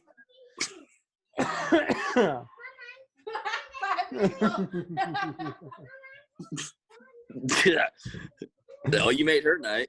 Oh yeah. Who's still watching? Gonna guess pretty much us. I But think whatever. that's it. If nobody else is, whatever. Yeah, this is why I don't let Ro on the show ever. She's a savage. Except Shit. that time you rode in the car with her, whatever. I know. Shit. I was hostage the whole time. Sure. Yeah, Road definitely will go for the jugular 9 times out of 10. Oh yeah. Fact. Well, Robbie's met her dad, so he knows exactly what we're Yep. going against. Yep, he's savage too. Dude is a fucking savage. Right on. I feel like he should probably live up in the mountains in a cabin with a 30-30 and nothing else. Well, see, he wouldn't do a 30-30 because he's a gunsmith, so he knows what's going to work. And his round of choice is a 17 Remington. Okay. I just 30-30. I was thinking 30-30, like a Henry 30-30, open sights, lever action. No commodities, no water, no electricity. Like that's where I see her dad. Not gonna Yeah, lie, I'm that's with about Robbie right. on this. Like, there's nothing in North America that shouldn't kill. Yeah, that's a solid. If you're gonna Fuck, be dude. secluded, I mean, if we're going there, like, yeah, like, what's that not gonna kill? yep. And it's a Fair good, enough. reliable gun. It's gonna fire every time. Yeah. Yeah, Fair her enough. daddy, he is a character. Oh, he's a fucking hoot. Is he still squatting? No, no, he lives with us now. Oh, okay. He's Okay. he's a babysitter. Because how many years did he Well, hell squat yeah. on that land? Close to 15, I think. Tell that. I don't know the whole back. Tell that whole fucking background. I don't remember it all. All right, so well, he's from Butte, Montana, and his dad was a miner / school teacher / bartender. Just typical boomer, just worked a job, whatever. And he was an Irish Catholic guy from Montana. So he had, I think he had 6 kids. So he was working every chance he could just to pay for something. And so Steve, my father-in-law, was number 2 in the family. And he was a wild sumbitch. Wild. And now he is retired and watching my kids, his grandkids, and the other grandkids, and it's fucking hilarious to watch. Like, so Yeah, but funny. what was the whole ordeal with him squatting up there? Okay, so he bought this property back in the 90s, and and it was, I think it was 40 acres out in the desert. I mean, it's not a very, I guess, like if you're somebody planning for your like forever home or whatever the retired people say, and this is not the place, but he liked it. And so he bought this place. Him and my mother-in-law were paying on this place, and in 2008, 7 or 8, whatever, like right around when the economy took a shit, they split, and they just they both said, "Fuck you, you're paying taxes on it," and so nobody paid taxes on it, and it got auctioned to whoever, and it ended up being like some big investment outfit out of New York. That's right. And so they owned it, but Steve still had a camper and a pickup and all of it, whatever else that he was planning on building into his own little empire. Like he still had it there, and he just would go out there and stay. And he has lived there. Well, he has lived there off and on for 10 years, probably. Since it wasn't his, right? Yeah. Yeah, 10 years after he lost it. Yeah. And Right on. he went out there the other day, and somebody kind of finally raided the site. They realized that like he didn't own it, and he wasn't out there a whole lot, and so they took a whole bunch of his shit. Yeah, but anyway, he's been kind of squatting on this land because he could For a decade. Yeah, because nobody was gonna kick him off it. So Actually, though, after like so many years, doesn't he kind of own it again? I think so, and I don't know how far along he was on that scale, but like he had a pretty decent plan. But he also, when somebody steals your shit and you don't have a legitimate claim to it, you also don't have a legitimate claim to it once cops are involved. So I don't know.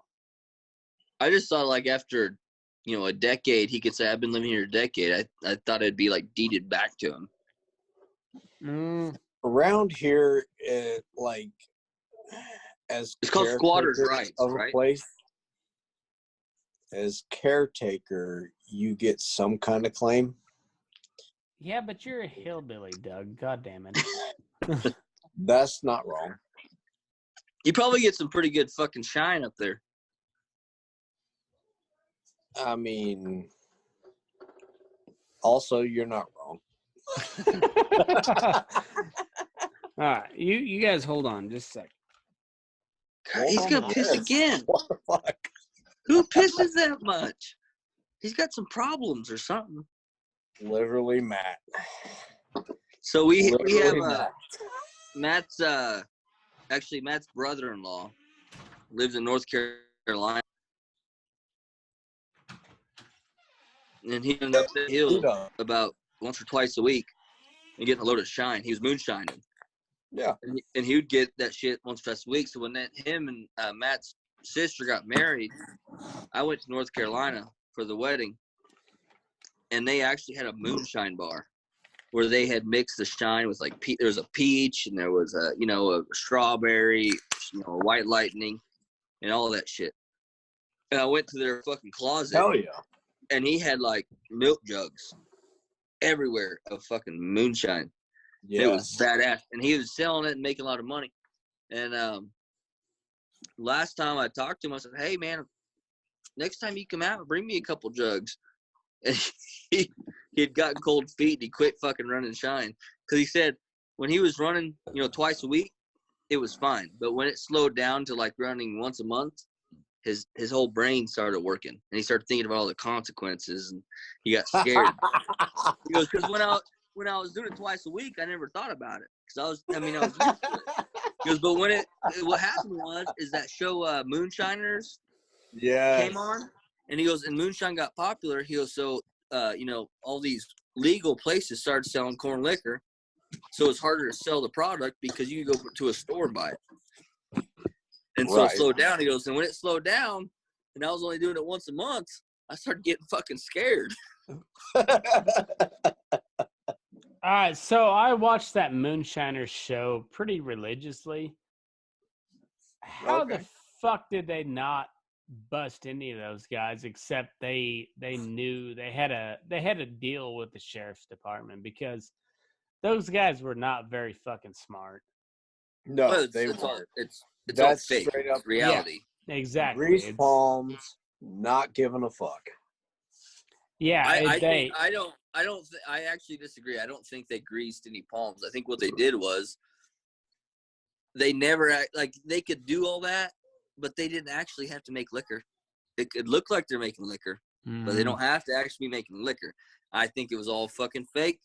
And they did probably all make liquor, but I don't think they did on the show. I think No, on the They show, probably made it was all a fake. fuck ton of liquor. Well, to and be honest with you. and I still watch it. I still watch it. And Oh yeah. so that Tim, he went legal, and then those two older boys that were good friends with Popcorn, the guys with the overalls. Yeah. They actually they on TV they still look illegal, but if you notice, all the commercials are for their liquor. Yep. So they don't on the show say they're legal, but they actually are. Because on the show they're always in this cool ass fucking warehouse making whiskey like just to try. Mm. But it's all bullshit. They're fucking legal now too. But they don't say it. They don't say it because it would ruin their brand. Mm-hmm. Yeah, because they couldn't have that TV show on air. No. And I guess they could, but all those fuckers from the first season would be in jail. Yeah. Fact. And when it first came out, I said the same shit. I was like, how are they getting away with this? And I started thinking about it. I was like, well, The Bachelor exists and it's all fake. So, I mean, it became pretty obvious. The federal that government shit was exists and it's all fake. Hey, I'll drink to that. Hey-o. All right, carry on. Now it's my turn. What the hell's new in Kentucky, Doug? Not a goddamn thing. To be literally honest, there ain't shit. Well, you'll have that. You'll have that. You guys need to come out to Cowboy Poetry next year. We're gonna try to do a meetup. Yeah. That was a lot of fun. And I think Yeah, I think we can do a meetup, and I think we can get a lot of people there. I think it'd be a hell good yeah. time. That, from what I saw, was pretty fucking awesome. Oh, it was good. It was good. I feel bad for Fogwell because I did not sell any of his. Oh, hey, buddy.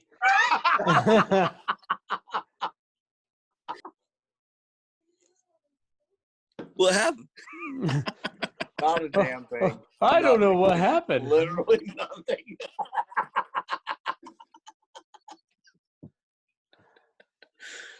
Carry on. What were you talking about? As you were talking, Matt, with Fogwell. Oh, yeah, I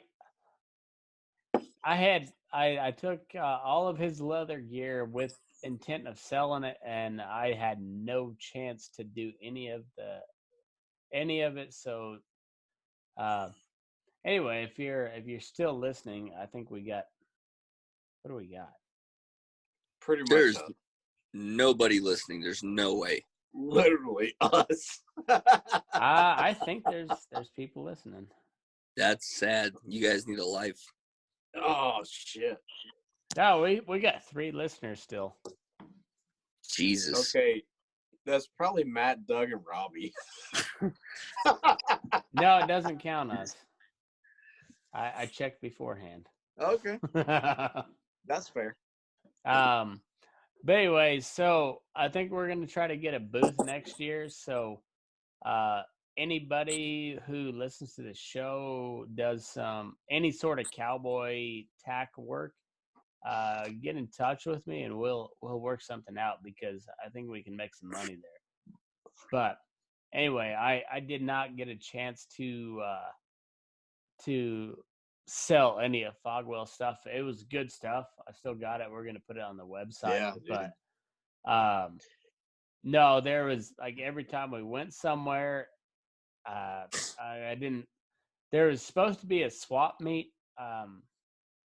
I think it was Saturday afternoon, and we showed up and nobody was around, so we left. And then like literally like 10 minutes after we left, they started the swap meet, and probably could have exactly how it happens. Yeah, probably could have made a little bit of money. Probably I don't know if I would have made him any money, but He But he might just send you a bunch of shit?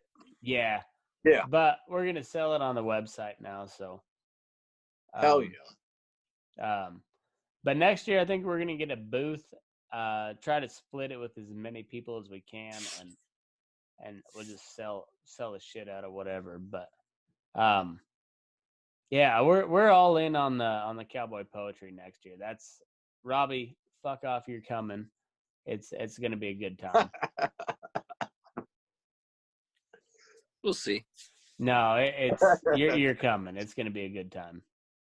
My old man is gonna recite some poetry at the deal. He's all in too. So you're He's gonna go? Yeah, he's pretty excited about it. That's So. kind of his crowd though. That's kind of your dad's scene. I know, that's what I'm saying. So we're Did you see how my wife fucking like straight up put my shit on the internet without me knowing? I saw that. I fucking saw that. Bitch. It did well too. It did well. She was like, I was gonna steal it from you first, but she beat me to it, that fucking bitch. I know. So the papers I had of that poem, I had it on the kitchen table, and I saw that. And she was like cleaning up, and she's like, "What are you fucking doing with this shit?" And I was like, I'm kind of working on it, but I just haven't got time to. I was gonna make it better." And she was like, "Well, I'm just gonna throw it away then." I was like, "All right, just throw it away. I already have it down. I'll work on it later." The next day, that bitch posted on her page, the Acre Farm. I know. I saw that. Yep. I saw it. And she's like, "Can you send me that video of you?" Hey, Logan's joining in. What's up, Logan? Anyhow, go ahead. No, I was like, so she's like, "Can you send me that video of you doing that poem?" I was like, "Yeah, I get it. What are you gonna do with it?" And I had no idea. And then she posted on the fucking Acre Farm. I laughed pretty hard at that. I was like, I told her, I did. It wasn't finished. And she just said, "Robby thinks he's funny." Fact. I know I'm funny. Fuck her. I mean, fuck her, bitch. You say what you want. She's not gonna listen to this, so No, you just she keep does on not going. think we are funny at all. Well, she's the only person. Oh, she's whatever. actually tried to listen to some of the podcasts. Yeah, no, she's like, I tried to listen. You guys just aren't funny. I was like, bitch. She probably calls us a bunch of retards. Obviously, she's not a golfer, but whatever. So I think I'm funny, so your vote doesn't count. Yep. I agree. Well, fucking shit. God damn it, Doug. Get it together, sir. That's why we can't have nice things. It's a fact.